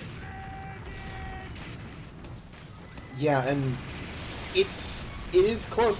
Micah almost got the counter espionage onto Spree right there. I think I saw it. Good push from Micah, gets it a bit closer. Yep. As now team's kind of healing up a bit. We see Sunny trying to go through the top once again, but the gun is alive and not wrangled, so gets denied early on. Is shooting it during the upgrade, so he will take it down with one more rocket. It does get healed in time, doesn't have that rocket to spare, so just stabilizing a bit. Somebody Help, they want to build up their Uber. Emily's still in the server for now, so the disconnect, yeah, happens, what, like 30 seconds? Yeah, there's going to be the swap. So we'll likely see Weil come in right now. So keep in mind, we are over 9 minutes at least right now, as far as time goes. Probably likely going to be pushing 10 pretty soon. Which, again, Somebody Help does more often play to those slower times. But yeah, cart rolling back, not a good thing to see here. Paro gets caught out. That's a temporary man advantage, although it's not going to matter too much in the long run, as Cart's still moving backwards. They're Ubering through the left side area again, and Arbiter picked off instantly over the top, and we're going to see Cart cleared off from Froggieland. Jinseng doing tons of work. Immediately. Yeah, that's bad for the side of Somebody Help, as they're down 4, including that healing man. So now Caboose in all alone. They actually have a lot of players far forward. Level 1 gun though. No one can take down the level 1 gun, and with Moose going down to Timeless in post, neither team has heals right now on the front lines. Micah using his life to push the cart just a little bit further. We're stretching into a 10-minute time very shortly. Help me to get this in the pit now. Gun's almost dead. The pipes didn't connect. It's still up. Level 1 is doing so much work here for Aaron. Pipe misses again. May's dead now. Got walked out to the sticky bombs, and there's Arbiter back up in force. Headshot onto the scout. Cookie gonna get taken out as well. And they're still holding this caboose with the fist. Someone has to stop that fat man. It's gonna be Pyro. TK dropping on an air blast off of Micah in the back line. Air blast comes in. Cart not in. It's 1 inch, 1 centimeter away from going over the line, but it's not in just yet. Micah accidentally got rocketed and goes down. Poseidon was shooting someone out further on ramp, and Micah just Ginseng crosses about to and goes die. He down. needs to stay alive, get an arrow from his Good team or arrow something. from Moose. Yep, gonna stay alive for now. That heavy on the cart is too big to ignore. This is a sneeze, a hair's breadth away from going in. If you're help, you just sack it. Just stack over and over. This time is already bad. They don't have anyone that can, though. They're so far back, it's gonna roll. Oh, it's rolling. You don't want to see that. If you're Micah, you need to be sacking on it over and over. He walks into a minigun, but he will actually get on it to stop. Here comes the Uber in from the right side upper. Micah will stop the cart from rolling backwards, but the heavy's still a big threat. They're killing people in the spawn right now. The server is lagging from what I can see. Uber came out. Yeah, Uber Yeah, came out, Arbor though. dead, Timeless dead, no snipers, players Back fragile in campus. favor of somebody help. No, Somebody they're all help, they're dropping losing too down on many. it. Emily Players and on Sunny cart. are up here. Sunny's up behind everyone. He can just shoot down. Nope, we'll actually get taken out. Froggieland have Long-range too many damage. players on the cart. Both meds dead again, but it doesn't matter. The spawners aren't coming in fast enough. They're not getting enough kills, and the cart is still on the edge. It's not going in. But this time is just ticking on. We're 11, probably 12 minutes in at this point. It's so close, but they're just not getting it, and the clock doesn't care about close. Yeah, it all cares about getting in the pit, and a big banner from Poseidon is actually going to help keep Ginseng alive. That banner is the difference between him living and dying. Arrows, arrows, arrows in him from his medic, staying alive finally. Will burn out to a crit flare from Cookie. That's the one crit flare we've seen this series. Micah, he dies before we can touch the cart as well. So it's going to roll back down shorter than we think it would. Arbiter, Gate dead though, so there are some entryways in here for help. Big Sticky's coming in through the window. Gonna find DC. Free demo pick. Yep, free demo pick for DC and for help onto DC. TK goes down as well. This should be it, but Arbiter denies May the opportunity, and he denies Blake his life. Arbiter finally gets countered onto, but too many kills are going down. Help finally have a numbers advantage. They're sacking onto cart. Heavy v heavy. It's just Caboose. Can he do it? Poseidon, one rocket. Now DC will get taken down. There's the cap. That's like 1350, isn't it? I need a hard refresh. 12:36. 12:36. I know timer's broken on the stream. I've been looking over. How can we cast this? Someone asked. It hurts. I'm in pain. I haven't had a conscious thought in the past 18 minutes. I know you have, which is the best part. I'm literally going off of instinct at this point. Yeah, it's rough. My throat hurts really bad. But 12:36. Hey, good news for us. This is looking like a decisive time for Froggieland, right? 12:36 is a barrier that we have not seen somebody help able to hold. Every push has been beneath this by a large margin. Froggieland are in good position to just end things here. Somebody help Candy for 15 minutes. They did. They did. It's possible. It's not over till it's over. Yeah. I want to see if they do tunnel hold again, because we saw tunnel hold last time. It didn't work out. They got sandwiched. They lost the war of attrition. They were cut off from their reinforcements, and they ended up losing second off it very early on. I want to see them go back to the normal default second hold and play what they're good at. Play pocketing the players that you know are good. Let Timeless set up, because in the tunnel, Timeless can't set up. Sniper doesn't have a lot to do on the tunnel there. He's just holding one sight line. Zach, welcome to Tuesday, my man. Yep, Tuesday for me. 1:03 Eastern, 12:03 Central. All of you are enjoying that one. How did Pajaro die to a headshot? Did he just get headshot while invisible walking to spawn? I don't know. Might have just been an accident? Not sure. Well, either way, sniffed out very early on, and DC goes down on the sack. Everything normal so far. I heard a kaboom taunt come in. Arbiter's doing the same thing. Will he get May this time? No, he gets forced off the angle this time, so not going to get it. A lot of kills actually go in favor of somebody help. No one's on the cart right now. They're denying quite a lot of time. Oh my god, Caboose is in the portrait gun spot! Look at him! He's like, I'm a spy. I'm so glad that's what you called it. No one's gonna get that reference, but I He did. died I to a know spy. exactly where he is. He does, yeah. Yeah, but I that love was it. funny. You've got 12 and a half minutes. Milk some time off at first. You're probably gonna get second anyway. Oh, love, don't do the tunnel hold again. Please. I don't think they want to, yet they're leaving. They don't want to do it. I can respect it. That's definitely what I would call the right decision. As Cart's only times one, and DC goes down late to Weil. Weil does get headshot by Arbiter, but coming in, having some impact off the bat. And now Cart finally getting times 3. That's a lot of time stalled off. Like 30 seconds or so got stalled off the clock, and every second counts, and they got to hold for 12 and a half. Yeah, exactly. Every second counts normally, and just getting it, closer. They're gonna need 4 minutes here at least, I'd say, or you just hard hold it for the 7. We'll see what ends up happening. It looks like TK's on normal flamethrower. I know he was on a Flogistinator last round at the start, but it didn't come into play because they held tunnel. But here's the TK Uber through upper. Who will end up exchanging this? It's gonna be Cookie blasted forward, but Cookie's disconnected from the beam, doing a good job to keep her life. Blake out, kept him away from that. Someone needs to kill Uber. TK. Finally, Caboose will get on the job. Both powers aren't dying, but May dies as well. DC with a big kill onto his Demoman opposition, and now they get to walk forward, but Micah stabs Moose. That's a free demo add, and Caboose gonna shred DC on the front line. Blake is on the roof with Timeless. I've never seen a med play here before. Timeless shot in the back by Yates. Yates misses so many shots. Yates missed so many shots. Timeless surely has to die here. Jumps on the pack. Oh, he finally goes down, but Yates will end up dying for it as well. That will be a good pick, though. Sniper down means now Arbiter has some free reign.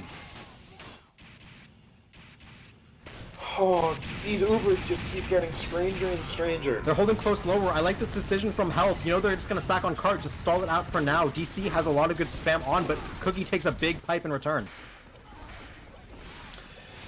Yeah, I'm hearing fakes coming out on both sides, Upwards, but it is a 15% Uber ad for Blake right here. Yeah, Poseidon going to swap back into upper, but all the frags going in favor of somebody help right now. Pyro will find Wild, but getting the scout pick is not the highest value there. He will go down as well. So now, with all these players alive, it's just a mini sentry there for Aaron holding upper. It will go down, and now they're actually walking back up. May has control of the shutter. That's really important for somebody help, and now up on full Uber is Blake. So we're back to square one on second. Nothing has been accomplished here for the side of Froggieland. They have a level 1 gun to deal with, but other than that, they're back to square one. Yeah, I mean, it's been 2.5 minutes off the clock. Yate goes down as well. Drop down lower immediately. Yep, Arbiter gets taken out as well. Micah was getting domed. Oh no, there's May getting domed by Arbiter. That the revenge just came through on, but they're looking to come through out of upper. Yeah, they need to go back upper because they're getting met right now by Froggieland. They are through the gate already. TK again doing a good job airblasting, but Cookie this time into respawn. TK left all by his lonesome will get taken down here by Pyro opposition. Now May 22 does get saved in the end, so no casualties coming through for somebody help. They're doing a good job so far of getting this hold down. Yeah, and it's just more time off the clock. 9 minutes at this point. You know, they got, what, a minute off the first? That was 11 and a half. We're coming down to 8:30. They're 3 minutes in already. They get another Uber defense here, and they're in, you know, suddenly this 12-minute time is no longer so indefensible. Yep, and let's take a look at this from Froggieland's perspective here, right? You have a lot of time to make this work. You should try to make plays happen from your playmakers. Try to find a pick. Try to find a really good exchange. May almost goes down there to DC. I like that. Shutter peek. Try to win an exchange. Try to do something help for your team. And now Uber out. Only 85 for Blake. Cookie is going to die stuffing it. We'll do a good job for that, though, as now Blake 95% back into the choke point. Now high ground is held by Froggieland. They have an advantage here, and with Timeless going down, they're probably going to have to back up. Paharo is onto their medic, but they're going to pop Uber. Just 2 players versus the world here. This is pretty ill-advised as now they get Caboose in on it. DC, 1 HP, stuffs the jump of May, and now Caboose in the backline. Ginseng shredding 1 onto Blake, 2. Caboose and May goes down as well. That was really ill-advised from somebody help. You lost upper, you built Uber worse, just give it up, but now they're going to lose third as well. Yeah, and that's, you really can't afford to lose points for free at this point. I mean, yeah, that you can put all your eggs in the last basket, but that's not a smart decision here. Looks like Sunny's going to be coming out immediately. Like by TK. More staggering right here. They're in desperation mode, and we saw in the first round the pressure does not help does not turn somebody help into diamonds. It crushes them, and I feel like they're really feeling that right now. Poseidon in forward hits May low. Good arrow to keep him alive. Yeah, but TK further now gonna go down for that, but get some space. Uber comes in right here. Good float by Caboose and Cookie, sending that Demoman. Sending that Demoman back to Timbuktu. As now Poseidon's in an upper. They didn't lose too many players, but Poseidon over the top is a big threat, and now Caboose gonna have to deal with DC over the top. Timeless goes down. So Arbiter's free reign. Arbiter, they can't defend it. Arbiter's free reign. Caboose or Timeless is dead. They're just gonna have to give it up and hold last. 7 minutes for last. Can they do it? It's not impossible, but they have to be perfect. They've cheated the clock by getting the stopwatch time in a matchup with the map timer. Doesn't it do that automatically if it's like this case scenario? No. So in the beginning it was 7 minutes on the map timer, 11 before, but you know now, see they're going to cap 4th, and the map timer doesn't go up at all. Somebody help 15 minutes against K&D. on Swiftwater, and you have to imagine the majority of that was coming from last, so... We'll see if they can do it. It's possible. If you're Froggieland, though, everything is going your way right now. You have 7 minutes to get the cart over that final bend to guarantee yourself a winner's bracket final berth, and as well as top 3 seeds guaranteed for the season. They're about to have Uber with Moose. DC will get dropped, though, by a sticky bomb. 3 from May, right there. They will find Caboose on the side. They're taking out that heavy's really big, but Ginseng gonna go down Poseidon and hit up super low. Gonna go for some desperation sack. It's taken out. Good shot by Exa. The fadeaway as he's flying away. Yep, gonna heal his gun back up to full.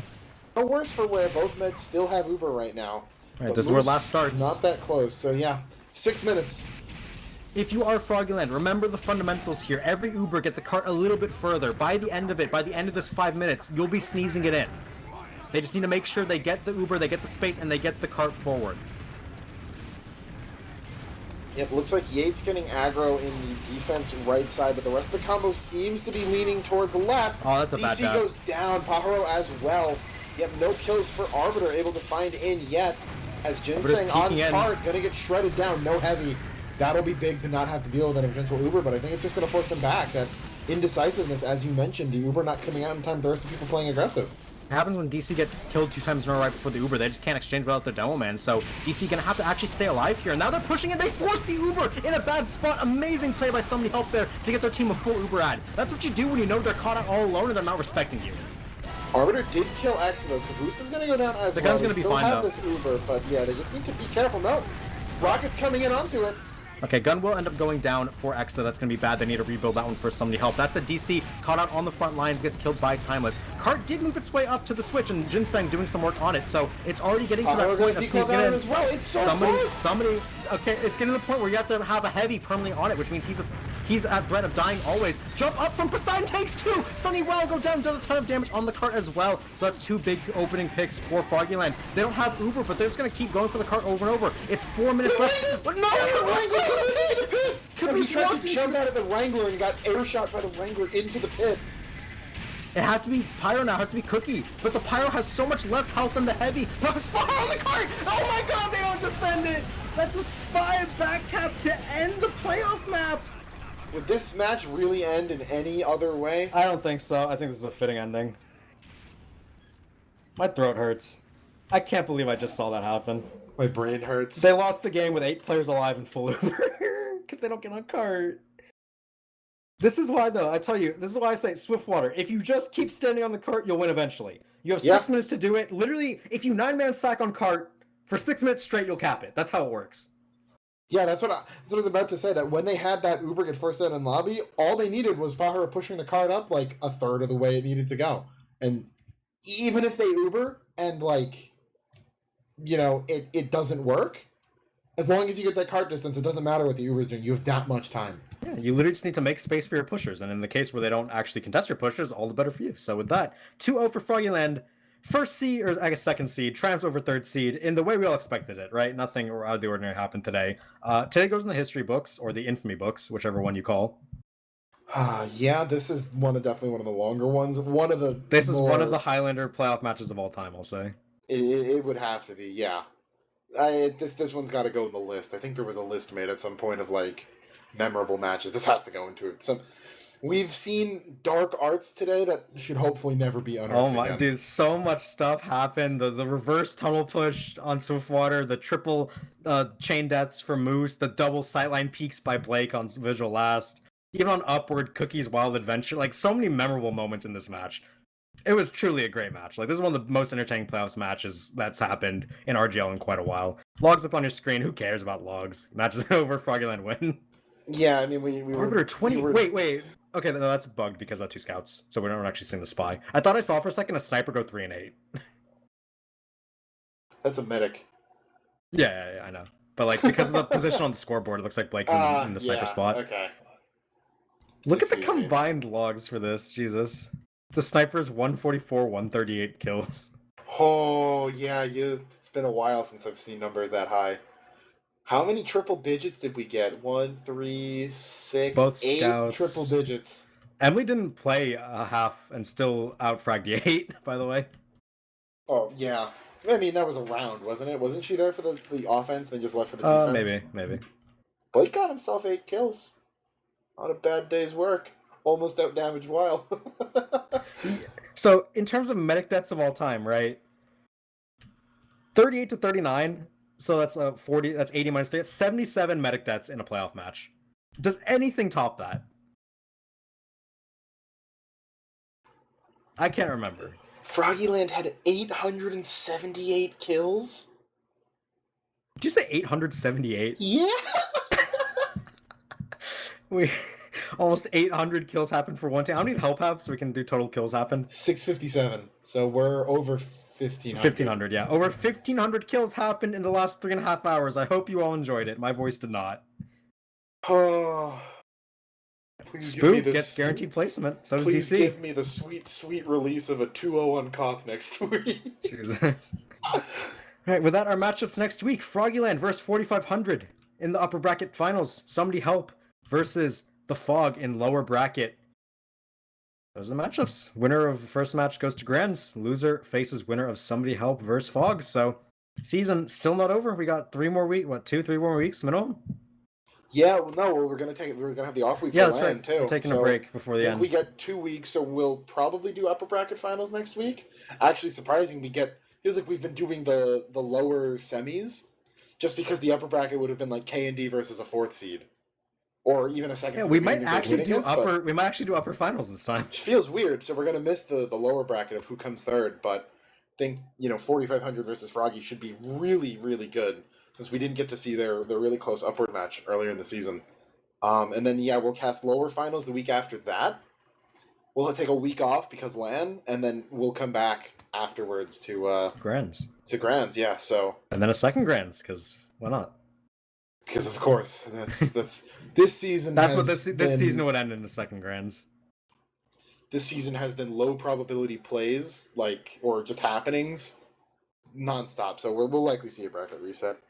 But that said, thank you all for coming out. This was a barn burner of a match. We're well into Monday, or well into Tuesday on the East Coast, a bit in Central. So hope you all get some good rest tonight. But we can get ready to close things out. First of all, merch announcement again, because that's part of our job description.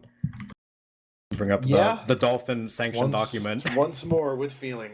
Yeah, exclamation point merch in the chat. Check out all of the new RGL LAN designs. We have shirts, pins, stickers. All of the proceeds go to fund RGL LAN and RGL as an organization. So if you like supporting TF2, check out these merch designs. You like them, pick them up. It will directly help us fund the game that we all love watching so much at Tuesday morning, and I love casting at Tuesday morning.